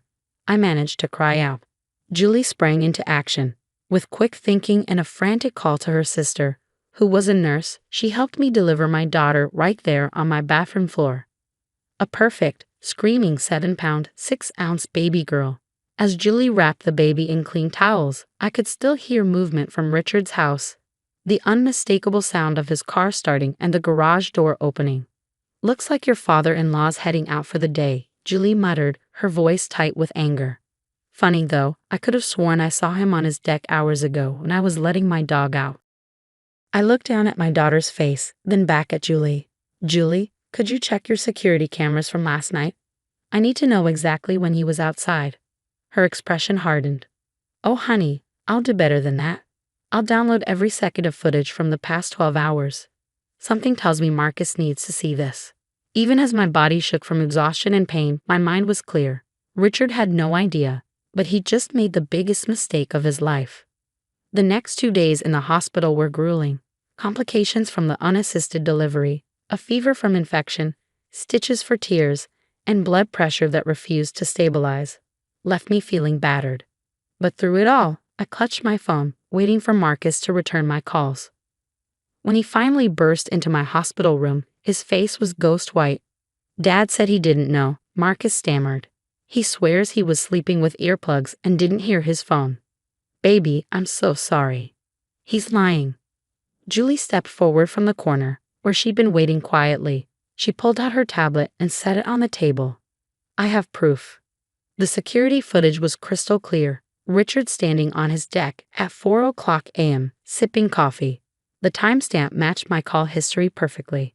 Then came the audio, my screams for help cutting through the silence, followed by the sound of Richard retreating indoors. Marcus gripped the hospital bed rail so hard his knuckles turned white. There's more, he said grimly. When I called him from the road, he said he checked on you at 7 a.m. and that you were sleeping peacefully. He claimed you must have had the baby right after that. I have footage of that too, Julie said. His car leaving at 7:15. He never came to check. He just left. That's when my sister Sarah burst into the room, her face flushed with anger. You won't believe what this bastard posted on Facebook during all this, she exclaimed, holding up her phone. At 4:37 a.m., Richard had written, "Nothing better than a peaceful morning watching the sunrise. Some people just don't appreciate the quiet moments in life." Then, at 6:15 a.m., young people these days are so dramatic about everything. Back in my day, we handled things without all the fuss. Marcus staggered into a chair, his head in his hands. I don't understand. Why would he? Because he's always been like this. The voice came from the doorway. It was Linda, Marcus's aunt, her eyes brimming with tears. When your mother was dying, he did the same thing. Ignored her calls for help, said she was exaggerating. She crawled to a neighbor's house during her final stroke. He didn't lift a finger to help. Stories came pouring out. Cousins Richard had abandoned in emergencies, neighbors he promised to assist during disasters, but conveniently disappeared on. A lifetime of casual cruelty, all hidden behind excuses and dismissive jokes. Linda's voice was soft but resolute. This time, he went too far. Marcus stood, his face set like stone. Julie, can you send me all that footage? Sarah, screenshot every one of those posts. Mom's side of the family deserves to know the truth too. I watched my husband transform in that moment. The confused son was gone. In his place stood a protective father, determined to shield his family from a man who had nearly cost us everything. He could have killed you both, Marcus whispered, holding our daughter's tiny hand. He won't get away with it this time. I promise. And he was right. While I recovered in the hospital, Julie wasn't the only one gathering evidence. Richard's reckoning was just beginning. The charges caught Richard completely off guard.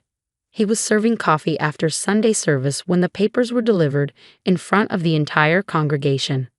Endangerment of a vulnerable adult in medical distress. Under state law, my pregnancy and the circumstances of the labor made me eligible for protection. This is ridiculous. She's making it all up. Richard's voice echoed through the church hall. But Pastor Mike stepped forward, holding a tablet. We've seen the evidence, Richard, the security footage, your social media posts, the phone records. I wasn't there, but Sarah recorded everything. She captured the moment Richard's face crumpled as Pastor Mike played Julie's security footage on the church's big screen.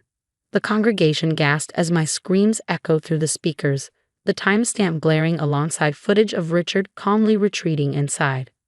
I've removed you from the church council, Pastor Mike said quietly, and from the community outreach program. That was only the beginning.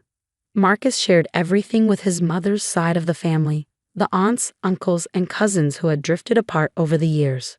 What followed was a deluge of shared stories, each revealing Richard's long-standing pattern of cruelty.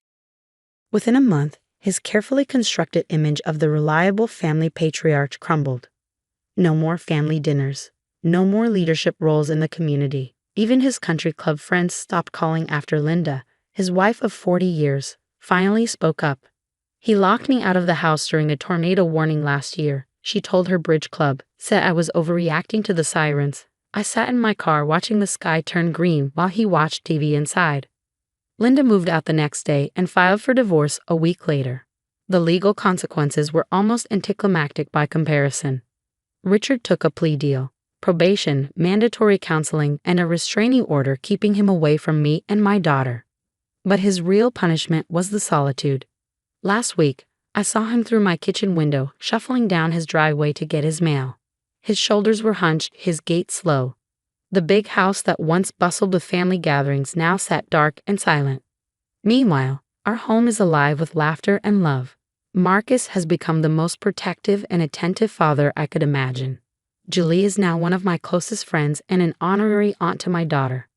Linda moved in with her sister and rediscovered painting, something Richard had always belittled. Just last week, we celebrated my daughter's 6-month birthday with a big backyard party. Family, friends, and neighbors filled the yard, their laughter mingling with the scent of barbecue and the glow of string lights. Through the fence, I noticed Richard standing at his window, watching. For a long time, he just stood there, observing the life he could have been part of, if only he'd shown the slightest bit of decency. Some people tell me I should forgive him, that he's suffered enough. But when I think back to those terrifying hours alone, when I remember how he risked my baby's life, I feel no guilt about his isolation. He made his choices. Now he can live with them. Oh, and that security system Julie had. We've upgraded ours. Just in case someone else ever needs to learn the hard way that actions have consequences. What would you do if an in-law deliberately ignored your desperate calls during a life-threatening emergency, only to later lie and dismiss your fear as dramatic? Would you press charges like Laura did, or handle it differently? Share your thoughts in the comments. Your perspective matters, and I'd love to hear how you'd navigate such a devastating betrayal. Hi, I'm Laura. Let me take you on a journey that transformed my life in a seemingly perfect suburban neighborhood. My life unfolded like a complex tapestry, woven with threads of hope and despair. It was a sunny afternoon when Michael and I sat in our cozy living room, the silence broken only by the ticking of the clock. Why don't we try another doctor, Laura? There has to be someone who can help, Michael suggested, his voice filled with optimism. I sighed, feeling the weight of years of unsuccessful treatments. I don't know, Michael.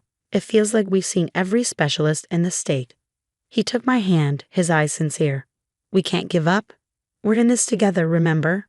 His unwavering support was my anchor, but little did we know, the storm was just beginning. The doorbell rang, and there stood Evelyn, Michael's mother, with her usual air of disapproval. Michael, we need to talk. Alone, Evelyn said, her eyes darting toward me with thinly veiled contempt. Reluctantly, Michael followed her to the kitchen. I couldn't help but overhear their conversation. Michael, you need to think about your future. This situation with Laura isn't going anywhere. Evelyn's voice was firm and cold. Mom, I love Laura. We're not giving up on having a family, Michael replied, his tone equally resolute. You meet in here, someone to carry on the family name. Maybe it's time to consider other options, Evelyn suggested, her words cutting through me like a knife. That night, as Michael and I lay in bed, his arm wrapped around me, he whispered, Don't listen to her, Laura. We'll prove her wrong. Days turned into weeks, and our hope was reignited when I finally got a positive pregnancy test. We were over the moon, but the joy was short-lived. During a family dinner, Evelyn's toxic words dampened our spirits. A baby with her health issues. Let's see how long this lasts. Evelyn muttered just loud enough for us to hear. I felt a lump in my throat, but Michael squeezed my hand under the table. We're going to be fine, love, he reassured me. The following months were a roller coaster of emotions. Our families gathered for the baby shower, and even Evelyn put on a facade of excitement. But her eyes, cold and calculating, never missed a beat. Make sure you take care of yourself, Laura. We wouldn't want anything to happen to the baby, Evelyn said, her voice dripping with insincerity. I will, Evelyn. Thank you, I managed to reply, masking my discomfort. As my due date approached, Michael and I prepared the nursery. The walls were painted a soothing pastel blue, and the crib stood ready for our little miracle. It's perfect, isn't it? Michael said, beaming with pride. It's everything we've ever dreamed of, I replied, my heart swelling with love and anticipation. However, our dreams were shattered when complications arose during labor. The doctors rushed me into surgery, and I awoke to the heartbreaking news that our baby boy didn't make it. Holding each other, Michael and I wept for the child we never got to meet. Yet in the midst of our grief, Evelyn's words echoed in my mind. I told you so. Despite the pain, we refused to give up. With each other's support, we faced the challenges head-on, determined to overcome the hurdles life threw at us.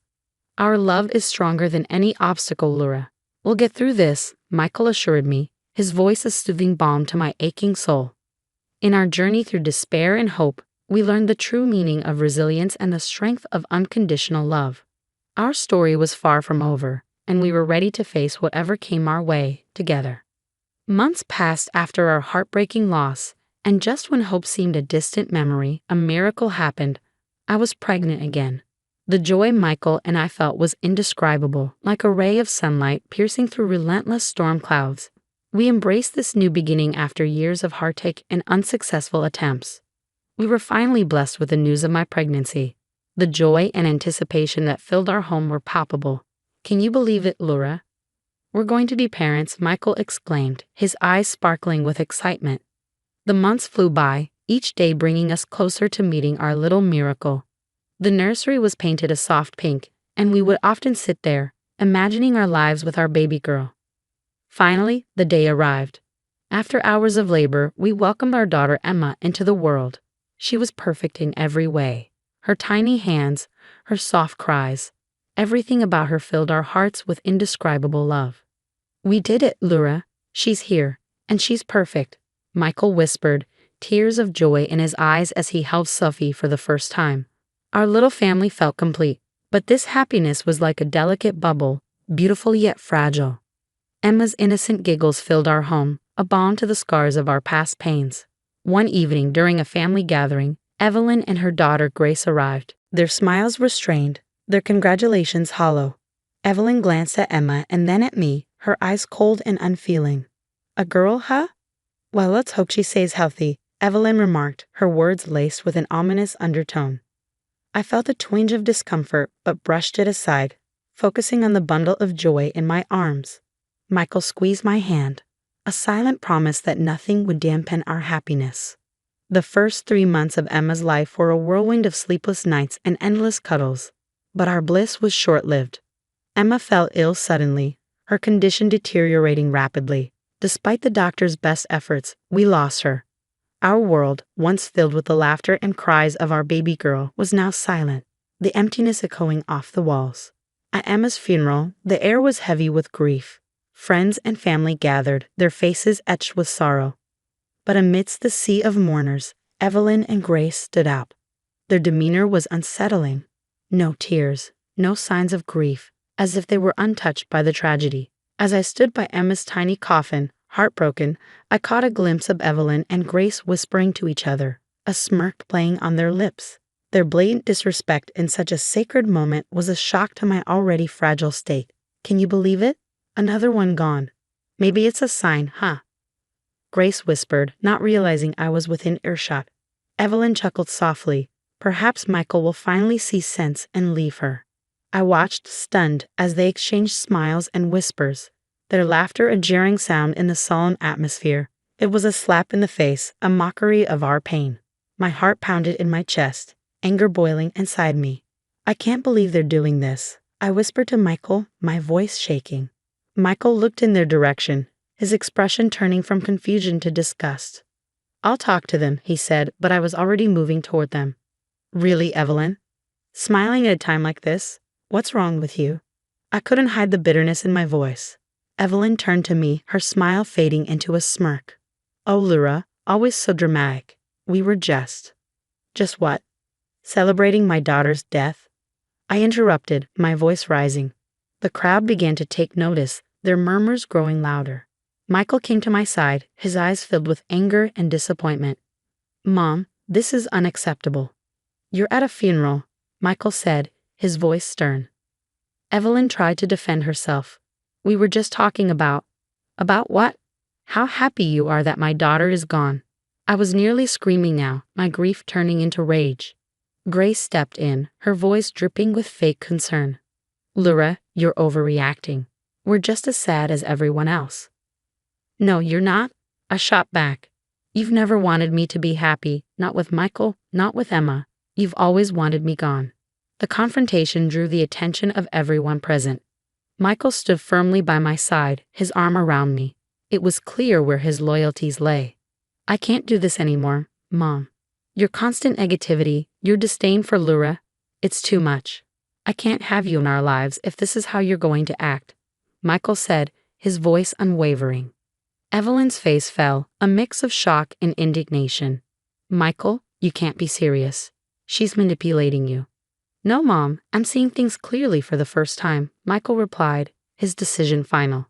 We walked away from them, leaving them standing amidst the whispers of the crowd. That day marked the end of our relationship with Evelyn and Grace. Michael chose to stand by me, and together we faced the world, united in our grief and love. In the weeks that followed, our home became a sanctuary, a place where we could mourn in peace, away from judgmental eyes. We leaned on each other, finding comfort in our shared pain. Evelyn was always a part of my life, but I can't have her toxicity around us. Not anymore, Michael said one evening, his voice tinged with sadness. I know it's hard, but I'm so grateful you're standing by me, I replied, my heart swelling with love for the man who would become my rock. As time passed, the acute pain of loss gave way to a dull ache, a constant reminder of what we had lost. We learned to live with it, to build our lives around the gaping hole left by Emma's absence.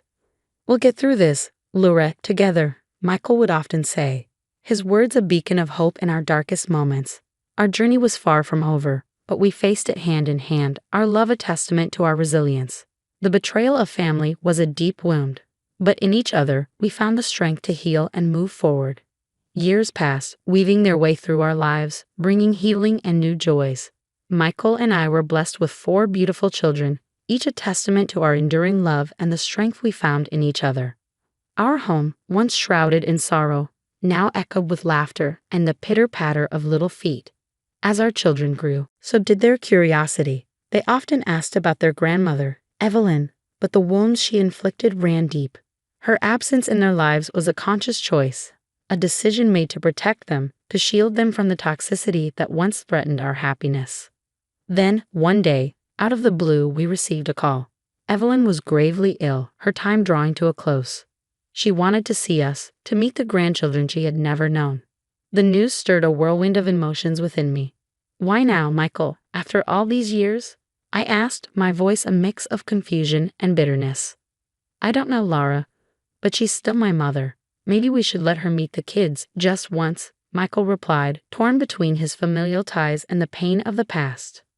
After much deliberation, I agreed, not for Evelyn, but for our children and perhaps for Michael, to offer him some closure.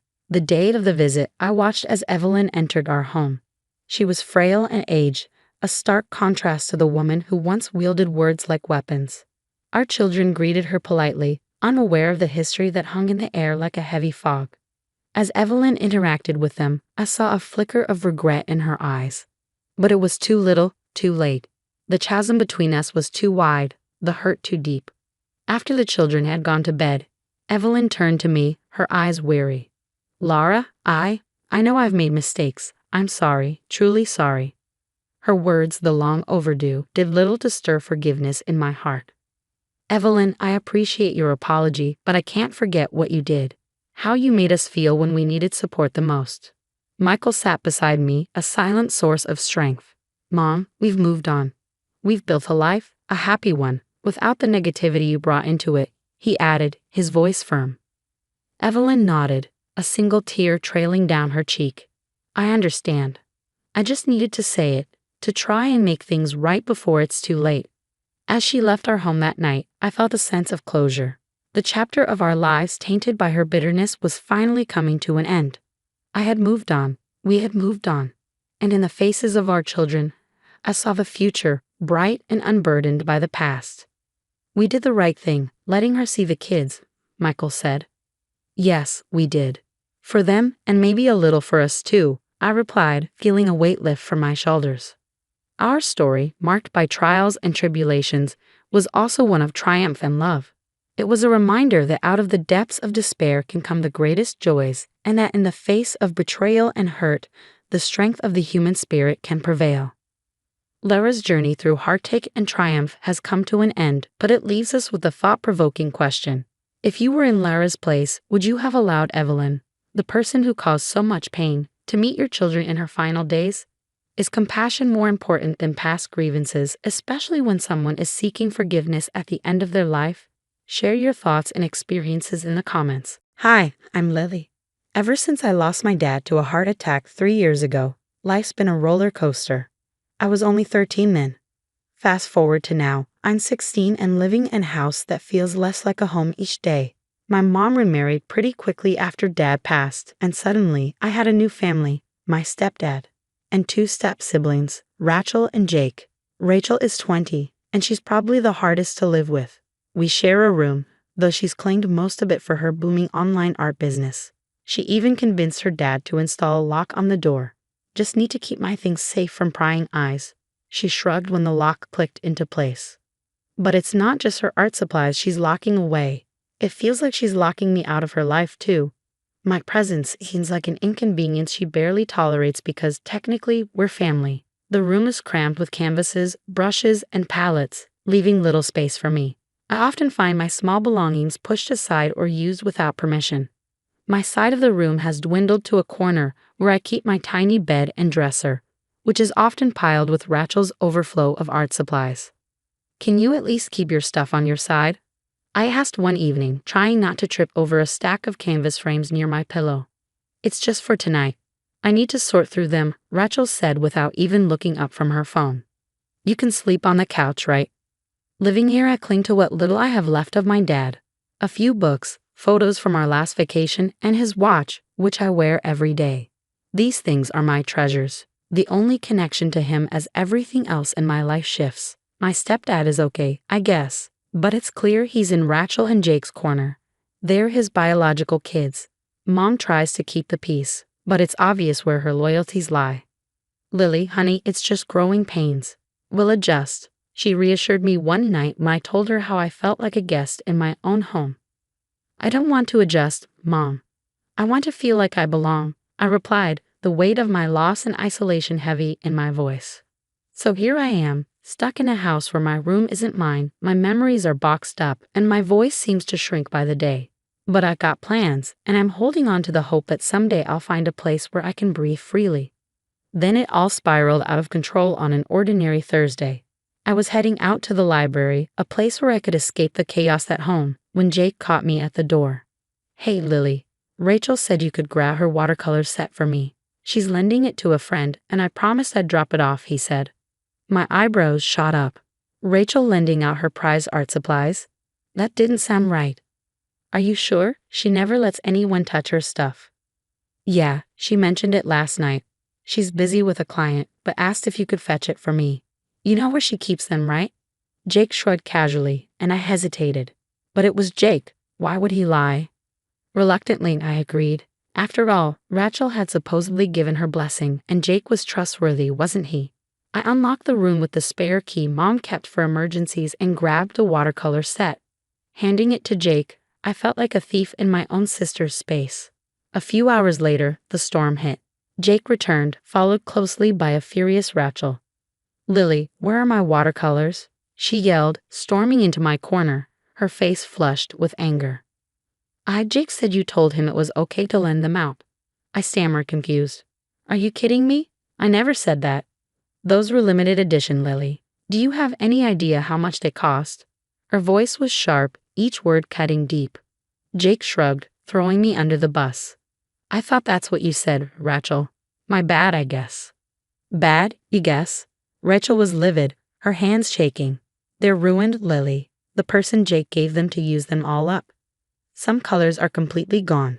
This is on you. But my voice faltered, the injustice tightening my chest.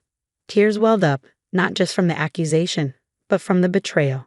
Jake had lied, and now I was the scapegoat. I trusted you, Lily. I can't even trust you to stay out of my things. Rachel continued, her words slicing through the tense air. Mom and my stepdad rushed in, drawn by the noise. Before I could explain, Jake jumped in. It was just a misunderstanding. I thought Rachel said it was okay. We can replace them, right? Replace them? As if it were that simple. The damage was more than just ruined paints. It was the fragile trust that had been hanging by a thread, now torn to shreds. I looked to Mom, hoping for support, but her eyes were filled with a mix of disappointment and confusion, directed more at me than at Jake or Rachel. No one cared about the truth. They only saw the mistake, the cost, and the easy way out. Blame Lily. As the room finally quieted, the weight of isolation settled on my shoulders, heavier than ever. My space in this family felt smaller, my voice quieter, and my place more uncertain. The retaliation was swift and cruel. Later that evening, Rachel stormed into our shared room, still furious, her eyes scanning for something, anything, that could serve as an outlet for her anger. Her gaze landed on the one thing I cherished most. The scrapbook I had lovingly created as a memorial to my dad. It sat innocently on my bedside table, filled with precious memories, photos, letters, and small keepsakes, each a thread in the fabric of the bond we once shared. With a sneer, Rachel snatched the scrapbook. If you think you can mess with my things and get away with it, you're sadly mistaken, Lily. Rachel, please, not that. It has nothing to do with this. I lunged forward, desperation thick in my voice, but she was too quick, too angry. The sound of pages tearing was like the sound of my heart breaking. She flung the contents across the room, letters my father had written, photos of us in happier times, mementos from trips we had taken, scattered like they were worthless scraps of paper. Rachel, stop, please. I choked out the words, but they fell on deaf ears. With each tear, each spiteful toss of her hand, a piece of my past, a piece of my dad, was desecrated. As the last pages were ripped out and thrown to the floor, Rachel stormed out, leaving a trail of destruction in her wake. I collapsed to the floor, frantically gathering the torn pieces and crumpled photos. Tears streamed down my face, not just for the ruined scrapbook, but for the betrayal, the loneliness that filled the room like thick smoke. My mom and stepdad rushed in, their faces pale with shock at the devastation. My mom knelt down, her hands trembling as she picked up a torn photo. Lily, I'm so sorry. We'll fix this, she stammered, finally meeting my eyes as the reality of what had just happened sank in. But some things can't be fixed. The scrapbook was destroyed, but more than that, my faith in this family, and the idea that this house could ever be a home, was shattered beyond repair. That night, as I lay amidst the ruins of my memories, a decision formed in my heart. I couldn't stay here, not another day. My Aunt Mary had always been just a phone call away. She would understand. With shaking hands, I dialed her number, my voice barely above a whisper, filled with grief and resolve. Aunt Mary, I need to leave. I can't stay here anymore. Can I come stay with you? Her answer was immediate and firm, a balm to my fractured spirit. Of course, Lily, I'll be right there. I packed a small bag with only the essentials, leaving behind the fragments of a life that no longer felt like mine. This wasn't just about leaving a house. It was a step away from a past that had been irreparably damaged, toward a future where I might finally find peace. The final straw had been pulled, the line crossed. As I sat amidst the torn pages and scattered memories of my father, the doorbell rang sharply, cutting through the heavy silence.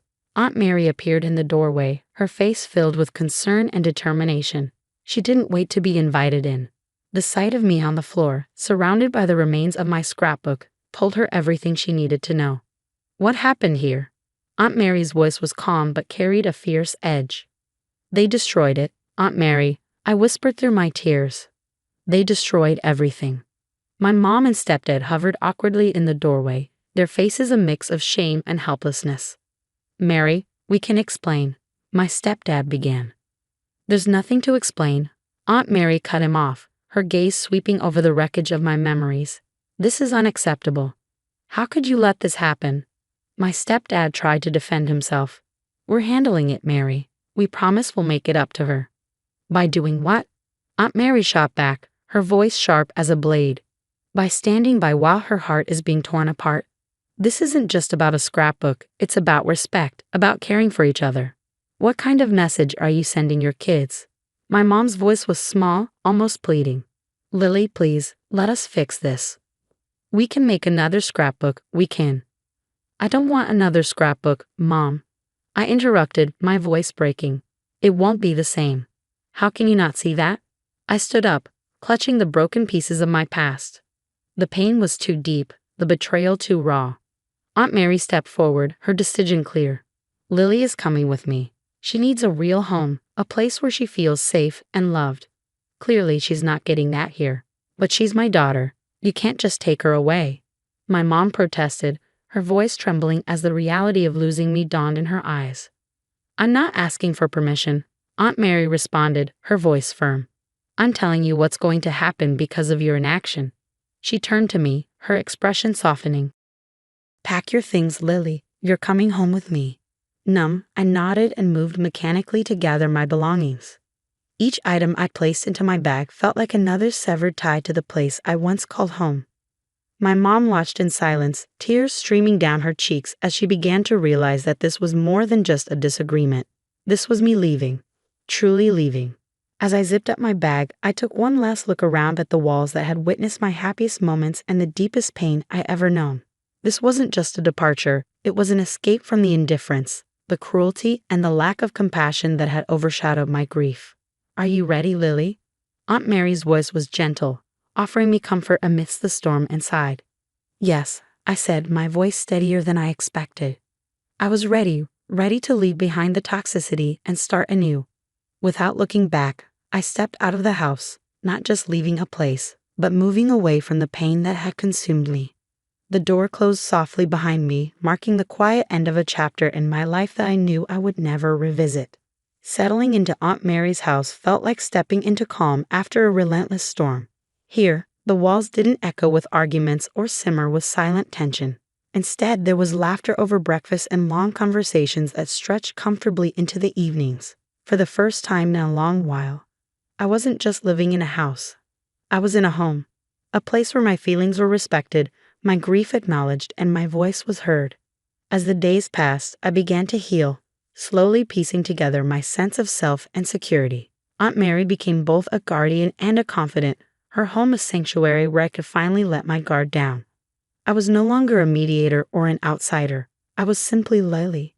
I hope you feel more at peace here, Lily, Aunt Mary would often say, her presence a constant source of comfort. I do, Aunt Mary. It feels like I can breathe again. I'd reply, feeling lighter with each passing day. The weight that had once crushed me was slowly lifting. When Father's Day approached, I dreaded the familiar ache of remembering what I had lost. But this year was different. My family planned a small gathering to honor my dad, a day of remembrance and connection. The decision, however, was made without my mom. Uncle John, the unofficial patriarch of the family, was clear. We feel it's best if she doesn't attend this year. It's about respect, Lily. We all need to respect what you've been through. Though it pained me to know my mom would be left out, I understood the necessity. It wasn't out of spite, but out of a need to acknowledge the weight of her inaction. Word of her exclusion spread, and soon my mom began sending messages, apologies, and pleas for understanding. Lily, I miss you. I didn't realize how bad things had gotten. Please, let's talk. I read her words carefully. The old me might have caved, might have prioritized her happiness over my own well-being. But I had changed, shaped by the events that have forced me to confront things I never should have had to. Mom, I need time. I responded, my voice steady in my mind. What happened changed things. I'm not ready yet. Father's Day arrived, and I spent it surrounded by uncles, aunts, and cousins who respected my boundaries. Together, we shared stories of my dad, his laughter filling our memories, bringing smiles even through the sadness.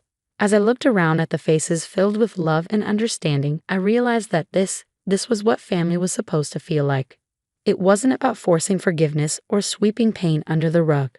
It was about standing up for each other, protecting each other, and holding one another up through the hardest times. Living with Aunt Mary, I rediscovered parts of myself that had been buried beneath the rubble of my old life. I found creativity, laughter, and hope for a future that I could shape on my terms, surrounded by people who genuinely cared. Leaving that toxic environment wasn't just about escaping. It was about finding a new way to live. One that honored my feelings, respected my losses, and embraced me for who I truly was. In this new chapter of my life, I found not just peace, but a promise. A promise to always create spaces where I could thrive, not just survive. Now here's my question for you. Do you think it was right for Lily's family to exclude her mom from the Father's Day gathering to show their support for Lily? Or should they have found a way to include her and address the family's issues together? Let me know your thoughts in the comments below. Your perspectives add so much to our discussions, and I'd love to hear what you think. And if you enjoyed this story, don't forget to like the video and subscribe to our channel for more content. Your support helps us keep sharing these important stories. Thanks for watching, and I can't wait to read your comments. Hey everyone, I'm Sarah Thompson. I'm 28, juggling med school and waitressing at Joe's Diner to pay the bills. Then one day, this tall, handsome guy walks in, James Anderson, 30, a software engineer. He sits in my section, and I swear, the air changes. What can I get you? I ask, trying to sound professional. Coffee, black, and your number, if you're not too busy, he replies with a grin. I laugh it off. Sorry, I don't get customers, company policy. But James wasn't backing down. He came in every day for 2 weeks straight, and finally I caved. Fine, one date. But don't get your hopes up, Mr. Software. That one date turned into 6 months of pure bliss. James was different, kind, understanding, and didn't care that I was just a waitress. But I still had my doubts. James, are you sure about this? I mean, look at you and look at me, I asked one night. He took my hand and said, Sarah, you're the most incredible woman I've ever met. Your job doesn't define you. Before I knew it, we were on a moonlit beach, and James was down on one knee. Sarah Thompson, will you marry me? My heart stopped. Yes, 1,000 times yes. But then the bubble burst when I met his parents. Their mansion was intimidating, to say the least, and Robert and Elizabeth Anderson made it clear they didn't approve. So Sarah, James tells us you're a waitress, Elizabeth said, her voice dripping with condescension. I straightened my back. Yes, I work at a diner to support myself through med school. Robert scoffed. Med school? Please, we know your type. You're just after our son's money. James stood up, furious. That's enough. Sarah is brilliant and hardworking. I love her, and we're getting married. Robert's face turned red. If you marry this waitress, you're cut off. No inheritance, no support, nothing. I felt sick. This wasn't how it was supposed to go, but then James took my hand, looked his father in the eye, and said, then I guess I'm cut off, because I'm marrying Sarah, with or without your blessing. As we left, I couldn't believe what had just happened. James, are you sure about this? It's your family. He kissed me softly. You're my family now, Sarah. We'll figure this out together. Walking away from that mansion, I knew things were about to get a whole lot more complicated. But with James by my side, I felt ready to take on the world, his stuck-up parents included. The months after our engagement were a whirlwind of stress and excitement. We were planning a wedding, pinching pennies wherever we could. Just when things seemed impossible, James's sister, Emma, reached out. We met in a quiet cafe, away from prying eyes. I can't openly support you guys, she whispered, sliding an envelope across the table. What I want to help. Inside was a check that made my eyes widen. Emma, we can't. You can, and you will. It's my money, and I believe in you too. Meanwhile, the Andersons were doing everything they could to ruin us. Rumors spread like wildfire. I was a gold digger, a liar, even a criminal. It got so bad that Joe, my boss at the diner, called me into his office one day. Sarah, I'm sorry, but I have to let you go. The Andersons are threatening to pull their business investments if I keep you on. I was devastated. That job had been my lifeline through med school. James was livid when I told him. They can't do this. It's not right. But it wasn't just his parents. At James's bachelor party, his childhood friend Michael showed his true colors. Dude, you're making a huge mistake, Michael slurred. That waitress is just using you. Through it all, my best friend Lisa was my rock. She helped with decorations, taste-tested cakes, and kept me sane. Girl, you're going to be the most beautiful bride ever, she said during our final dress fitting. Some of James's work buddies stepped up too. They pulled together for a honeymoon fund, insisting we needed a proper getaway. Finally, our wedding day arrived. The small church was decorated simply but beautifully. As I walked down the aisle, my heart swelled. There was James waiting for me. But I couldn't help noticing the empty seats where James's family should have been. During our vows, his voice cracked slightly. Sarah, you are my family now. No matter what life throws at us, we'll face it together. I squeezed his hands, fighting back tears. James, you've shown me what true love and loyalty mean. I promise to stand by you always. As we shared our first kiss as husband and wife, the small crowd erupted in cheers, but I saw the flicker of pain in James's eyes as he glanced at the empty front row. Later during our first dance, I whispered, "Are you okay?" He pulled me closer. "I have you. That's all I need." But I knew the absence of his family was a wound that wouldn't heal easily. As we swayed to the music, I silently vowed to make sure James never regretted choosing me, no matter what it took. The reception kicked off, and I played my part perfectly, the humble waitress bride, grateful for every small gesture. I could practically feel the pitying looks from some of James's colleagues who'd shown up despite the drama. "Such a lovely, simple wedding," one woman commented, her smile not quite reaching her eyes. I nodded and thanked her, biting my tongue. James sensed my discomfort and squeezed my hand. Suddenly, there was a commotion at the entrance.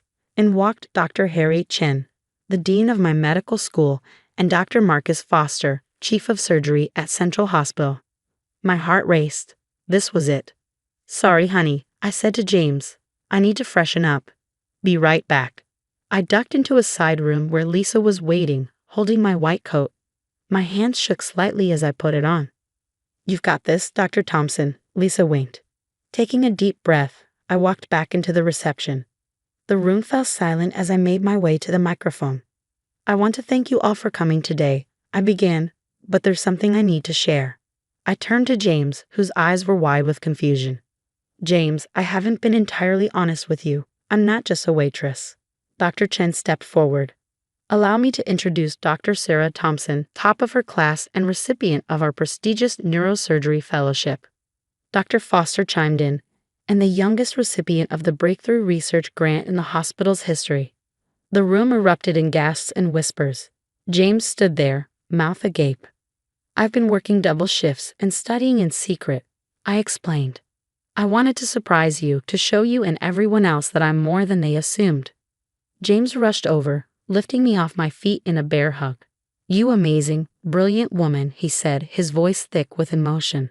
I'm so proud of you. As we embraced, Emma stood up, clinking her glass for attention. I've known about Sarah's accomplishments for months, she announced, and I'm ashamed of how our family has treated her. Sarah is brilliant, kind, and exactly the person James deserves. Just then, Michael stumbled forward, clearly having had too much champagne. James, man, I'm sorry. I was wrong about Sarah. Can we? James cut him off coldly. Save it, Michael. You showed your true colors. We're done. I placed a hand on James's arm. He's not worth it, love. As the night wore on, James and I shared a quiet moment alone. I can't believe you kept this from me, he said, shaking his head in amazement. Are you mad? I asked, suddenly nervous. He cupped my face in his hands. Mad? Sarah, I'm in awe of you. You're the most incredible person I've ever met. A few days later, James and I jetted off to Bali for our honeymoon, finally able to relax after months of stress and secrecy. We spent 2 blissful weeks exploring temples, lounging on beaches, and just being together, free from drama. I can't believe we pulled it off, I said one night, sipping a cocktail on our villa's balcony. James grinned. You pulled it off, Dr. Thompson. I'm just along for the ride. When we returned home, reality hit fast. But in the best way possible, life quickly shifted gears. My inbox was flooded with requests for interviews and speaking engagements. My research on neural regeneration was causing quite a stir in the medical community. Dr. Thompson, your findings could revolutionize stroke treatment, my mentor gushed during a conference call. Meanwhile, James's career was also skyrocketing. His tech company had landed a huge contract developing software for medical imaging. One evening, he burst into our apartment, practically bouncing off the walls. Guess who just became the youngest VP in company history? He announced. I squealed and jumped into his arms. I'm so proud of you. As we celebrated our successes, the Andersons made their move. One Sunday afternoon, they showed up at our door, looking uncomfortable. Sarah, James, we've made a terrible mistake, Robert began, his voice full of regret. Elizabeth chimed in. We'd like to make amends. Perhaps we could all have dinner. No, James said firmly, cutting them off. You had your chance. We're done. I nodded, backing him up. Please leave. We have nothing to say to you. As they slunk away, I felt a weight lift off my shoulders. We didn't need their approval anymore. Karma, it seemed, was working overtime. A month later, news broke of a major scandal at Robert's company, unethical business practices, insider trading, the works. The Andersons' carefully crafted image crumbled overnight. Did you hear? Emma called to tell us. Mom's been blacklisted from every charity board in the city. They're social pariahs now. I couldn't help but feel a twinge of satisfaction. How are you holding up? I asked her. Honestly, I'm relieved, Emma admitted. I'm done pretending to be someone I'm not just to please them. I've moved out, and I was hoping we could get together soon. Our little family grew stronger as Emma became a regular fixture in our lives. We had game nights, weekend brunches, and she even started dating one of James's colleagues, a far cry from the stuffy suitors her parents used to push on her. As for Michael, his comeuppance came in its own time. He lost his job after being accused of sexually harassing an intern. His betrayal of James had just been the tip of the iceberg when it came to his character flaws. A year after our wedding, James and I found ourselves at a charity gala, not as guests, but as honorees. The ballroom was packed with the city's elite, all there to celebrate our contributions to medicine and technology. As we stood on stage accepting the award, I caught James's eye. In that moment, I saw all our struggles, triumphs, and love reflected back at me. We have faced prejudice, betrayal, and countless obstacles. But standing there in James's arms, celebrated for our achievements and surrounded by true friends, I knew we'd won, not just against the Andersons or the naysayers, but against the notion that wealth and status define a person's worth. The story of Sarah and James Thompson Anderson has come to an end. Now, I have a question for you. If you were in Sarah's position, would you have revealed your true accomplishments at the wedding reception, or would you have kept your success a secret to avoid appearing vindictive? Consider the potential consequences of each choice. Share your thoughts in the comments below. Your perspective could spark an interesting discussion about pride, revenge, and the value of proving others wrong. If you enjoyed this story of triumph over prejudice and adversity, don't forget to hit that like button. And for more compelling stories that challenge societal expectations, subscribe to our channel. My name is Emily, and at 35, I'm embracing the whirlwind of motherhood for the first time. Parenthood has been a wild mix of joy and exhaustion, but I've been fortunate to have my circle of incredible friends on my side. We've known each other since we were 13, growing up together through all of life's pivotal moments. Now, 4 of us are navigating the challenges and blessings of motherhood, while Sarah, our 5th, has taken a slightly different path. Though she doesn't have children of her own yet, she works at a daycare, honing her skills and knowledge about childcare. Our group has always been close. Jenna, the life of the party, is quick with a joke to lighten any mood. Mia is the thoughtful one, offering advice and a steady presence whenever needed. Then there's Liz, who somehow manages to juggle her career and family life with a grace that leaves us all in awe. Sarah's love for children shines through in everything she does, but sometimes her desire to prove her expertise can come off a bit too strong. On a bright Saturday afternoon, we all gathered at my house. It was meant to be a casual meet-up, just time to relax, catch up, and let the kids play. The living room buzzed with chatter and bursts of laughter as toys lay scattered about. My 5-week-old son napped peacefully in his rocker, oblivious to the lively scene around him. As the afternoon unfolded, the conversation naturally turned toward motherhood, parenting styles, tricks, and lessons learned. Sarah became particularly animated, eager to share insights from her daycare experience. "It's all about reading the baby's needs before they even start crying," she said, demonstrating a soothing rocking motion she swore by. Jenna, balancing her toddler on her hip, gave a playful nod. "Sounds like magic, Sarah. You'll have to show me that trick the next time Logan starts his evening fuss."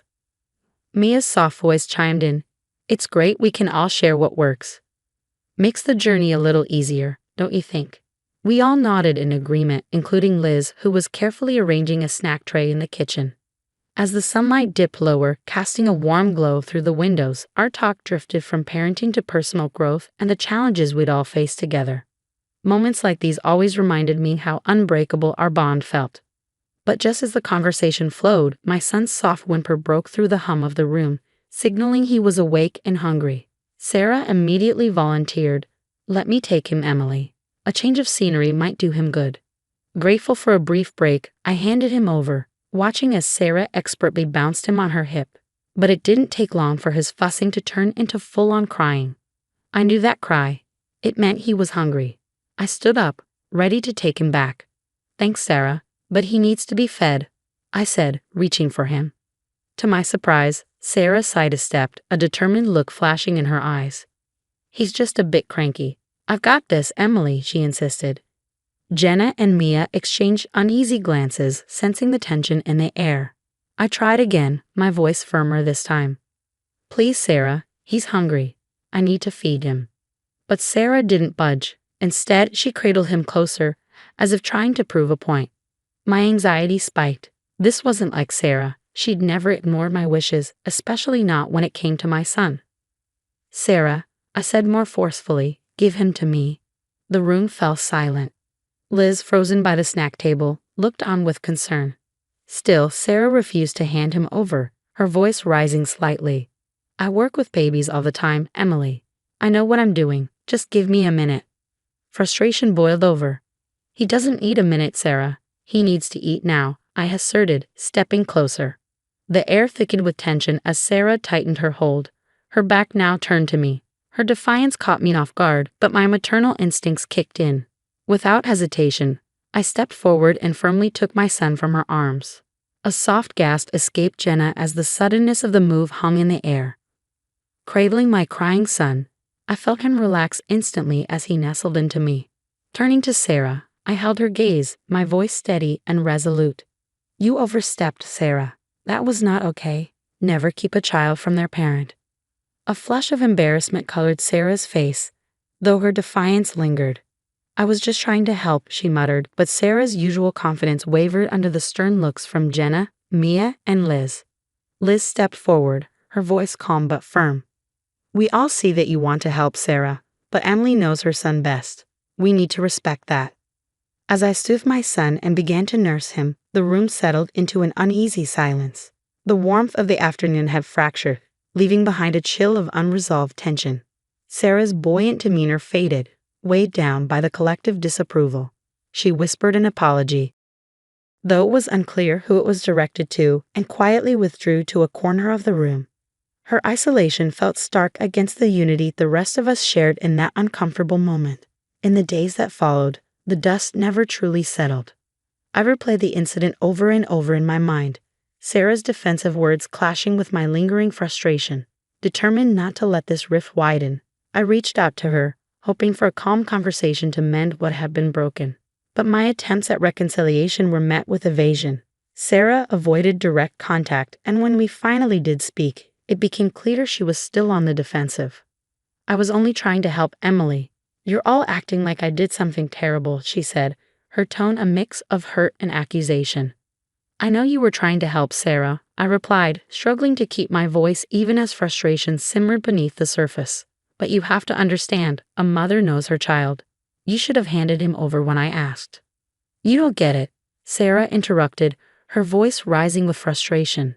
I handle babies all the time at work. I know what I'm doing. The conversation spiraled, every attempt at a calm exchange crumbling under the weight of our mutual stubbornness. Sarah, you didn't respect my role as his mother. That's what hurt me the most, I said, my voice thick with emotion.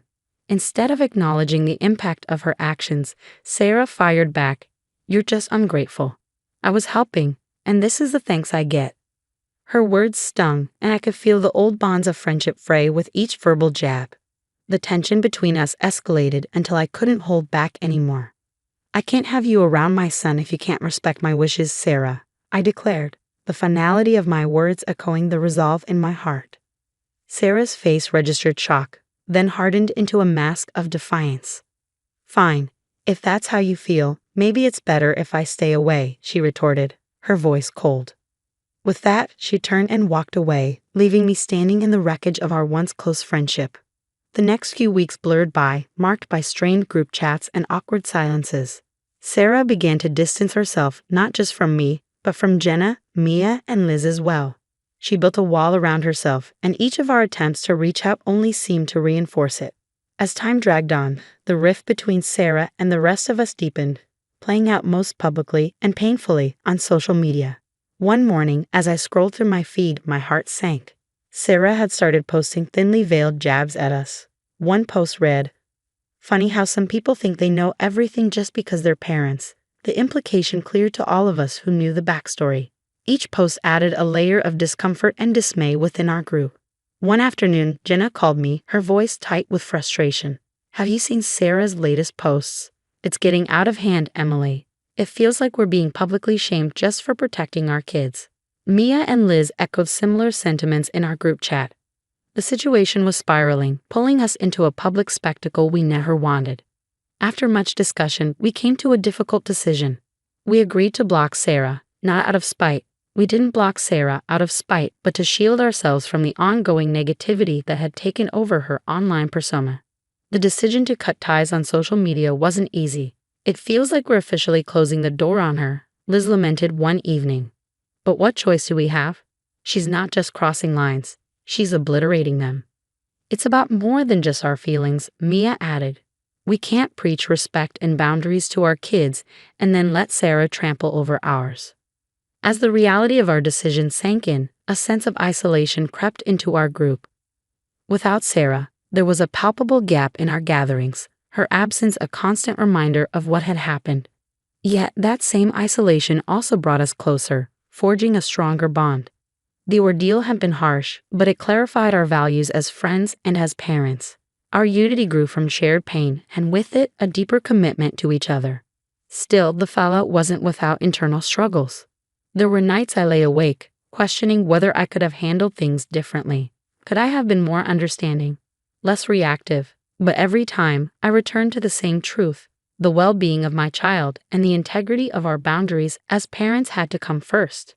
Even though we had cut ties online, echoes of Sarah's actions lingered. Mutual friends occasionally mentioned her posts, each one a fresh sting. Over time, though, the posts lost their sting and the mentions grew less frequent. Slowly, life began to find a new rhythm. Our tight-knit quartet found solace in our renewed understanding and respect for one another. The ordeal had taught us a painful but vital lesson about the limits of friendship and the non-negotiable role of protecting our children. Several months later, fate intervened with a confrontation we hadn't anticipated. It was a crisp autumn day, and the local community center was hosting its annual fall festival. The event was alive with the sounds of families and laughter. By some twist of fate, our paths crossed with Sarah. As I walked through the crowd with Jenna, Mia, and Liz, our chatter halted when we spotted her standing alone near a craft booth. Time seemed to slow as we approached, the weight of the past heavy between us. Sarah looked different, more subdued, less assured than the friend we remembered. Her eyes met mine, and for a fleeting moment, I saw the glimmer of the old Sarah, the one who laughed with us and shared secrets over coffee. Emily, Sarah started, her voice hesitant. I've missed you all. Her words lingered in the air, thick with unspoken emotions. Jenny gave my hand a gentle squeeze, a silent show of support. I took a deep breath and addressed the unspoken tension between us. We've missed what we used to have too, Sarah. But you crossed a line that really hurt. The others nodded, their expressions filled with sadness, but also resolve. Mia stepped forward, her tone kind but firm. You were our friend, Sarah. But friendship has boundaries. When Emily needed you to respect her as a mother, you didn't. Sarah's eyes welled with tears, her shoulders sagging under the weight of her actions. I thought I was helping, she whispered. I didn't realize, I just didn't see it. I'm sorry, truly. Liz, always the peacemaker, softened slightly but held her ground. We appreciate your apology, Sarah, we really do, but things have changed. We had to protect our kids and our peace. There was a long, poignant pause, a moment of painful clarity as Sarah absorbed the finality of the situation. I hope you can all forgive me someday, even if things can't go back to how they were. Her words hung in the air, heavy with remorse and a flicker of hope. But we all knew the damage was too deep to overlook. As we parted ways, the festival's lively atmosphere resumed around us, a stark contrast to the quiet sadness we carried. Sarah walked away, a solitary figure in the crowd, beginning her own journey of reflection and growth. Back together, Jenna, Mia, Liz, and I shared a moment of silent solidarity. Our bond, though tested, had endured. We have faced a difficult chapter, but through it we learned a powerful lesson about mutual respect and the protective instincts that come with motherhood. What would you have done if you were in Emily's shoes? Would you have tried to mend the friendship, or would you have protected your peace like she did? Share your thoughts and experiences in the comments below. And don't forget to like this video if you enjoyed the story. Subscribe to our channel for more content like this. Your support helps us continue bringing these stories to life. Hi there, I'm Antonella, a 32-year-old thriving in the interior design world. I thought I had the perfect family until everything changed when my brother Jake met Vanessa. Antonella, you won't believe it, I've met the most amazing woman. Jake gushed over the phone. I was thrilled for him. Jake and I have always been close, sharing everything. Our parents raised us to be a tight-knit family, always having each other's backs. Fast forward 3 months, and Jake drops a bombshell. We're getting married. I nearly choked on my coffee. Married? Jake, you barely know her. But he was head over heels. The wedding was a whirlwind, and suddenly I had a sister-in-law. At first, Vanessa seemed charming, full of smiles and politeness. But something felt off. During a family dinner, I noticed how she subtly steered conversations. "Oh, Antonella, still single. Don't worry, you'll find someone eventually," she'd say, always with a smile, always with a hint of judgment. I brushed it off, but the comments kept coming, cloaked in sweetness but laced with criticism. One day, while helping Mom in the kitchen, I overheard Vanessa talking to Jake. "Honey, don't you think Antonella's job is a bit unstable? I'm just worried about her future." My blood boiled. I had built my business from the ground up, and it was thriving. Things got worse at Jake's birthday party. Vanessa accidentally spilled wine on my new dress. "Oh, I'm so clumsy, but don't worry, it probably wasn't that expensive, right?" she said. I forced a smile, but inside, I was seething. Later that night, I vented to my best friend Megan. "I'm telling you, Meg, something's not right with Vanessa." Megan nodded. "I've noticed it too, the way she looks at you when she thinks no one's watching, like she's sizing up the competition." I sighed, but Jake's so happy, and Mom and Dad adore her. Am I just being paranoid? "Trust your gut, Antonella," Megan said. "Keep your eyes open." And so I did.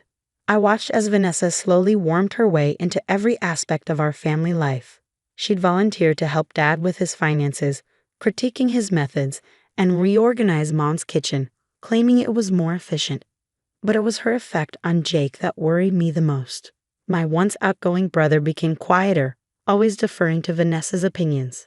During a shopping trip with Mom, I tried to broach the subject. "Mom, have you noticed anything different about Jake lately?" She hesitated. "Well, he's a married man now. Change is normal." "But Mom, it's like he's not even the same person anymore." "Oh, sweetie, you're just not used to sharing him. Give it time." But time only made things worse. Family gatherings became minefields of passive-aggressive comments and tense silences. I tried to keep the peace, biting my tongue when Vanessa made snide remarks, but the stress was getting to me. My design suffered, and I started losing sleep. One night, after a particularly brutal family dinner where Vanessa subtly criticized everything from my outfit to my latest project, I broke down in my apartment. The phone rang. It was Megan. "Antonella, are you okay? You seemed off at dinner." I couldn't hold back anymore. Everything spilled out, my suspicions, my fears, the way Vanessa was slowly isolating Jake from us. Megan listened, then said firmly, "Enough is enough, Antonella. It's time to start digging. There's more to Vanessa than meets the eye, and we're going to find out what it is." As I hung up, I felt a mix of determination and dread. I love my family, and I'd do anything to protect them, even if it meant exposing the wolf in sheep's clothing that had infiltrated our lives. Little did I know, things were about to get much, much worse. The annual family barbecue at my parents' house was supposed to be a day of relaxation and bonding.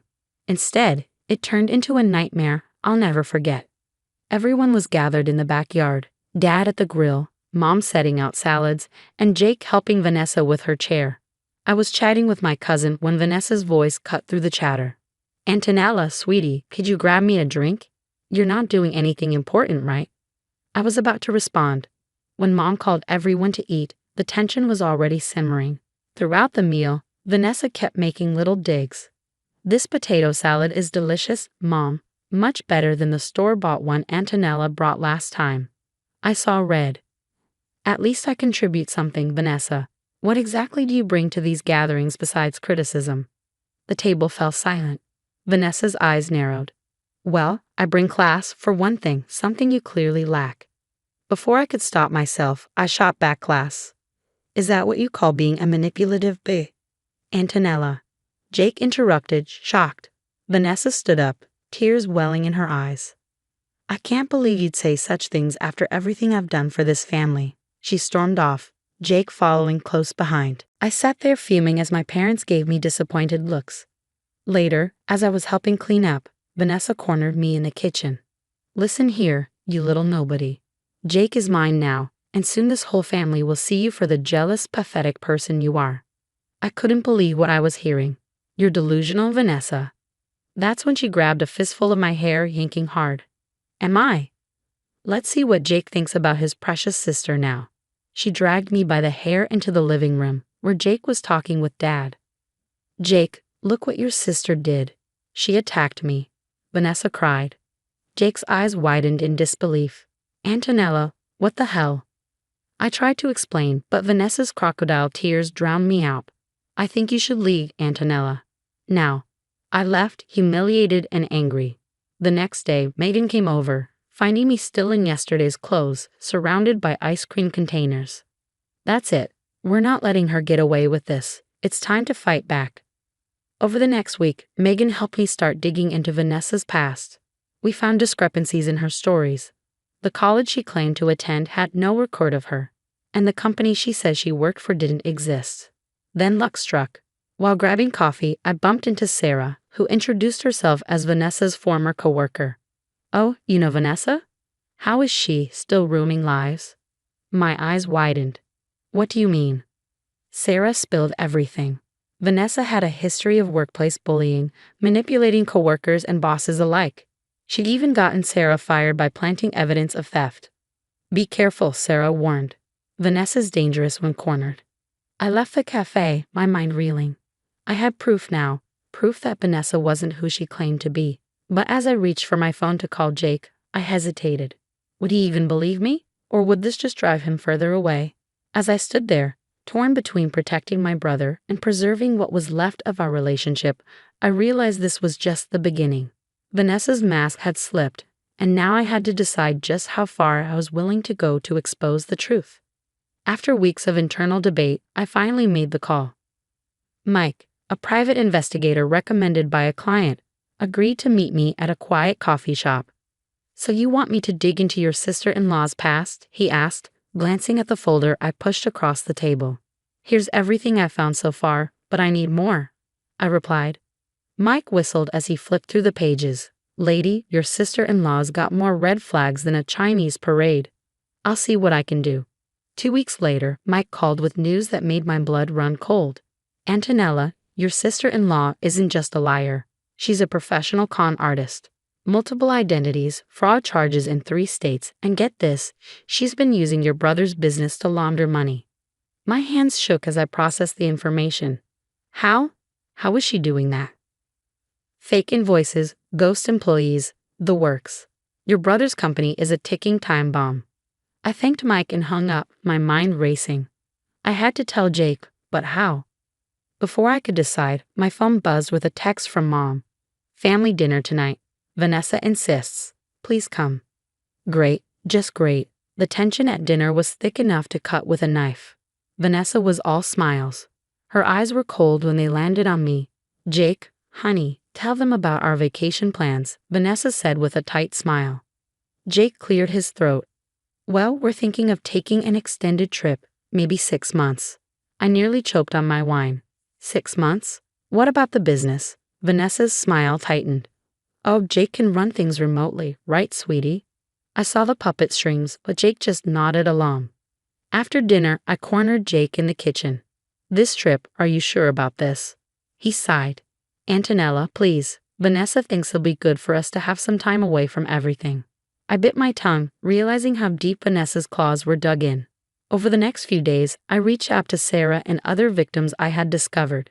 We formed a support group, sharing stories and evidence. We need to stop her, Sarah insisted during one of our meetings, before she ruins more lives. I nodded, a plan forming. I think I know how. I spent the next week preparing, gathering every shred of evidence. But Vanessa wasn't stupid. She must have sensed something was up. One evening, as I was leaving my office, I found my car tires slashed. A note on the windshield read, "Back off, or next time it won't be just the tires." I called Megan, my hands shaking. She knows Megan. Vanessa knows I'm onto her. Megan's voice was steely. Then we move now, before she can do any more damage. I agreed, setting the plan in motion. I called my parents, Jake, and extended family. Emergency family meeting tomorrow night. It's about Jake's safety. As I hung up, doubt crept in. Was I doing the right thing? What if this backfired? But then I remembered Jake's defeated look and how Vanessa had manipulated everyone around her. No, this had to be done. The next day dragged on forever. I triple-checked my evidence and rehearsed what I'd say. As evening approached, I received a text from Jake. Vanessa's not feeling well. We might not make it. My heart sank. Of course, she tried to avoid this. I texted back, "Please, Jake, it's important." I wouldn't ask if it wasn't.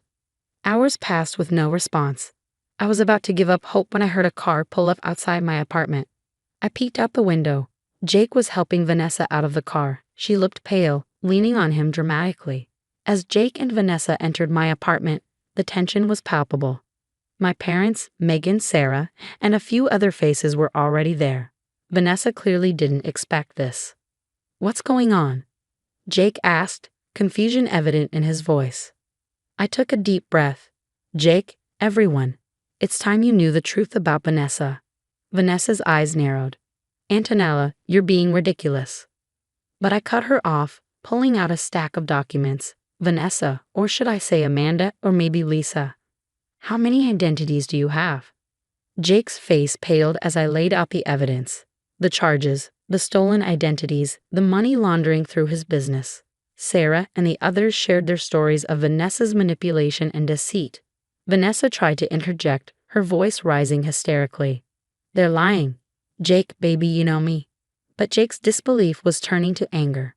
"Is it true? Have you been using my company to launder money?" Vanessa's mask finally cracked. Her sweet demeanor vanished, replaced by cold fury. "You're all idiots. Jake, you were so easy to manipulate, and the rest of you are pathetic." Mom gasped. Dad's fists clenched, and Jake looked utterly broken. Vanessa made a dash for the door, but Sarah blocked her path. "Not so fast. The police are on their way." The next few hours were a blur. Vanessa was arrested, screaming threats as she was led away. Jake sat silently, processing everything. Days turned into weeks. Jake filed for divorce and worked tirelessly to save his business from the mess Vanessa had created. I was by his side every step of the way. Months later, as we celebrated the successful relaunch of Jake's company, he pulled me aside. "Antonella, I'm sorry I didn't believe you sooner. Thank you for not giving up on me." I hugged him tight, feeling our bond stronger than ever. As I looked around at my family, now free from Vanessa's toxic influence, I realized the importance of trusting your instincts and standing up to those who try to tear you down. It wasn't easy, but it was worth it. We were free, we were together, and we were stronger for having weathered this storm. And that's the end of Antonella's story. Now, I have a question for you. If you discovered your sibling's spouse was a criminal, would you expose them or keep quiet to protect your sibling's happiness? What's more important, family peace or justice? Drop your thoughts in the comments. This is a tough one, and I'm really curious to hear what you do.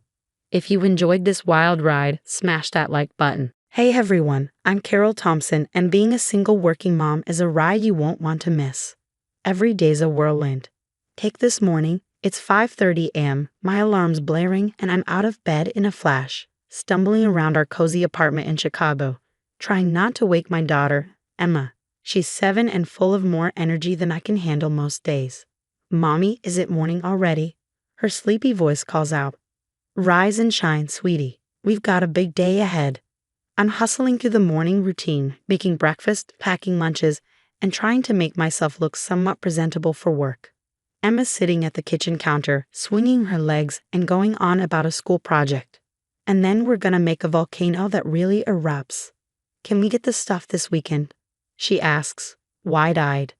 "Of course, honey. We'll make the best volcano your class has ever seen." I smile, but my mind's already at work, thinking about the big presentation I've got later. I nod and smile as best as I can. Mom guilt? Yeah, I've got a PhD in that. By 7:15, we're out the door, racing to catch the L train. I drop Emma off at school, giving her a quick kiss goodbye. "Have a great day, sweetie. Grandma Evelyn will pick you up today, okay?" Her face lights up. "Yay, can we have ice cream?" I bite my lip. "We'll see what Grandma says. Remember, homework first." The train ride downtown is my rare moment of peace. I catch up on emails and prep for my meetings, though I can't help but imagine the lecture my ex-mother-in-law might have prepared for me about how working moms neglect their kids. By 8:55, I'm sprinting into the office, praying my boss, Diane, hasn't noticed I'm cutting it close again. "Carol, just the person I wanted to see." Diane's voice echoes through the office. "So much for sneaking in." "Morning, Diane. What's up?" "I've got some news. Let's chat in my office. My stomach flips. Is this good news or bad news? With Diane, it's hard to tell. I glance at Jake, my work bestie, who shoots me a thumbs up. He's been covering for me more than I'd like to admit lately. So, Carol, Diane starts, leaning back in her chair. You've been doing some great work. That sports fuel campaign knocked it out of the park. Thanks, Diane. I'm glad it's been well received. More than well received. The client's thrilled. Which brings me to my next point. We're restructuring the team, and I think you'd be perfect to head up our new division. My jaw drops. Are you serious? Wow. It's a big step up. More responsibility, longer hours, but a significant pay bump. Take some time to think it over. We'll discuss details next week. I leave her office in a daze. A promotion? More money, but longer hours. How would that work with Emma? Jake corners me at the water cooler. Spill, what did Diane want? She offered me a promotion, head of the new division. Carol, that's amazing. We need to celebrate. Drinks after work? I shake my head. Can't. Gotta pick up Emma from my mother-in-law's. Jake's face falls a bit. Right, single mom life. Rain check. Definitely. Later, I arrive at Evelyn's, where her face is a mask of disapproval. Carol, you're late again. Traffic was terrible. How's Emma? She's fine, no thanks to you, Evelyn says, her voice dripping with judgment. If you were home more. I cut her off. Thanks for watching her, Evelyn. Emma, honey, time to go. Emma comes bounding down the stairs, ice cream smeared across her face. Mommy, Grandma let me have 2 scoops. I force a smile. That's great, sweetie. Say thank you to Grandma. As we head to the car, my mind is racing. This promotion could change everything. A better apartment, maybe even a house, and the best schools for Emma. But would I have enough time for her? But at what cost? Little did I know, this dilemma was just the beginning of a storm about to turn my life upside down. I took a deep breath, stepped into Diane's office, and said, I'm in. Just like that, my life kicked into high gear, new title, new responsibilities, and a whole lot more stress. First order of business, finding someone to watch Emma after school. Enter Sarah, a bubbly college student with a schedule as flexible as a gymnast. So you'll pick her up at 3:30, help with homework, and start dinner? I asked, running through the checklist for the millionth time. Sarah nodded enthusiastically. Absolutely, Miss Thompson. Emma and I are going to have a blast. I should have known Evelyn wouldn't take this lying down. That weekend, she showed up at my door, her face like thunder, a stranger watching my granddaughter. Have you lost your mind, Carol? She's not a stranger, Evelyn. She's a responsible adult. A responsible adult who isn't family. Evelyn cut me off. I thought we agreed I'd take on more responsibility with Emma. I bit back my frustration. I appreciate your help. With my new position, I need consistent childcare. Sarah can provide that. Evelyn's eyes narrowed. Your new position. Of course, always putting your career first, aren't you? The jabs didn't stop there. Evelyn started popping up unannounced, always when Sarah was watching Emma. At work, things were just as tense. I was drowning in meetings and deadlines, barely keeping my head above water. You look like you could use this, Jake said, sliding a coffee across my desk. I grabbed it gratefully. You're a lifesaver. Jake perched on the edge of my desk. Seriously, Carol, are you okay? You've seemed stressed lately. I sighed, trying to play it off. Just adjusting to the new role. It's a lot. Jake nodded sympathetically. I get it. Hey, why don't we grab dinner this week? You look like you could use a break. I hesitated. I don't know, Jake, with Emma and everything. Come on, one night won't kill you. You deserve some adult conversation that doesn't revolve around marketing strategies. I laughed, feeling some tension ease from my shoulders. All right, you've twisted my arm. Little did I know, Melissa from accounting had overheard our exchange. By lunchtime, the office was buzzing with whispers about an affair between Jake and the new division head. As if I didn't have enough on my plate. Then, out of nowhere, Mark, Emma's father, decided to make an appearance. I was thinking I could take her for the weekend, he said over the phone, his voice unusually cheerful. I frowned. This is unexpected. What brought this on? Can't a father want to spend time with his daughter? Against my better judgment, I agreed. When Emma came back, she was bubbling with excitement. Daddy took me to the zoo, and Grandma made cookies, and we had a tea party. My heart sank as she rattled on about her perfect weekend with Mark and Evelyn. I tried to squash the jealousy rising in my chest. That sounds wonderful, sweetie. I'm glad you had fun. The final straw came on a Tuesday afternoon. I was in the middle of a presentation when my phone buzzed. It was Emma's school. Miss Thompson, we had a situation. Your mother-in-law tried to pick up Emma without authorization. My blood ran cold. Is Emma okay? She's fine but upset. Mrs. Winters insisted you were stuck at work and couldn't be reached. I closed my eyes, trying to keep my voice steady. I'll be right there. As I rushed out of the office, ignoring the curious stares, I couldn't shake the feeling that this was just the beginning of a much bigger problem. Evelyn was playing a dangerous game, and I was terrified of what her next move might be. I stormed up to Evelyn's front door, my blood boiling. The second she opened it, I let loose. What the hell were you thinking, trying to take Emma from school? Evelyn's face hardened. Someone had to look out for that child's best interests. Her best interests? You mean your interests? Face it, Carol, you're an unfit mother. Always at work, leaving Emma with strangers. It's time someone stepped in. I felt like I'd been slapped. What? What are you talking about? Evelyn's eyes glittered with malice. Mark and I have been talking. We think it's time Emma had a stable home environment with her father. My world tilted. You can't be serious. Oh, I am, Evelyn said, her voice icy. And with my resources, don't think for a second you can stop us. I left Evelyn's house in a daze, my mind reeling. At home, I noticed Emma growing quieter, more withdrawn. One night, I found her crying in her room. Baby, what's wrong? Emma hiccoughed. Is it true? Are you going to send me away to school because of your job? My heart shattered. What? No. Who told you that? Grandma Evelyn said you might, 'cause you're always so busy. I pulled Emma close, fury and heartbreak warring inside me. Listen to me. I will never send you away. You are the most important thing in my life. Always. Just then, Mark stood up, looking uncomfortable. Carol, we need to talk. About what? I snapped, though I knew what was coming. He pulled out a stack of papers. I'm filing for full custody of Emma. I felt like I'd been punched in the gut. You've got to be joking. You've barely been in her life for years. Evelyn jumped in. That's because you've pushed him away. Always too busy with your precious career to make time for Emma's father. That's rich coming from you, I snarled. You're the one poisoning Emma against me. You can't raise Emma to be a proper lady, Evelyn shot back. You're too busy trying to be a man in that corporate world of yours. I saw red. A proper lady? Is that what this is about? You want to mold Emma into some 1950s housewife fantasy. Mark looked confused. Mom, what is she talking about? Evelyn waved her hand dismissively. Oh, please, she's filling your head with nonsense. We're doing what's best for Emma. I took a deep breath, my hand inching towards my phone in my pocket, making sure the recording app was still running.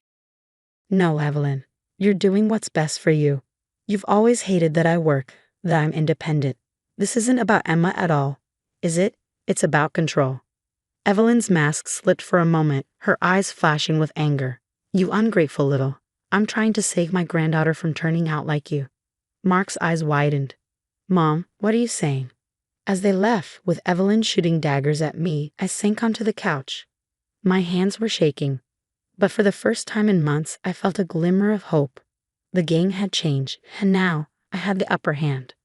The next day, I met Mark at a little cafe where we used to have our first dates. I slid my phone across the table. You need to hear this. As the recording played, Mark's face shifted through a rainbow of emotions. Shock, anger, disbelief. When it ended, he looked at me with new eyes. Carol, I had no idea. Mom told me you were neglectful, an unfit mother. Yeah, I got that memo. Mark ran a hand through his hair. God, I've been an idiot. I'm so sorry. It's not just me you need to apologize to, I said, thinking of Emma. He nodded, looking ashamed. You're right. I want to make this right. Weekend visits. No more using Emma as a pawn. For the first time in years, I felt like Mark and I were on the same team. Now came the hard part, dealing with Evelyn. I invited her over, my heart pounding as I laid down the law. You can see Emma, but only under supervised visits. No more undermining my parenting, no more manipulation. If you can't respect these boundaries, you won't see her at all. Evelyn's face turned an impressive shade of purple. You can't do this. I'm her grandmother. Watch me, I said, surprised by my own calm. Work became a joy again. My team launched a hugely successful campaign, and I felt on top of the world. At home, as I tucked Emma in that night, I couldn't help but reflect on how far we'd come. Mommy, Emma said sleepily, I'm glad you're my mom. That's the end of my story, everyone. Now I have a question for you. Do you think it's possible to be both a successful career woman and a good mother? Or are we always sacrificing one for the other? Share your thoughts in the comments below. Your experiences and opinions matter and might help someone else who's struggling with this balance. If you enjoyed this story and want to hear more like it, don't forget to hit that like button and subscribe to the channel. Your support means the world to me and helps me continue sharing these real-life experiences. Thanks for listening.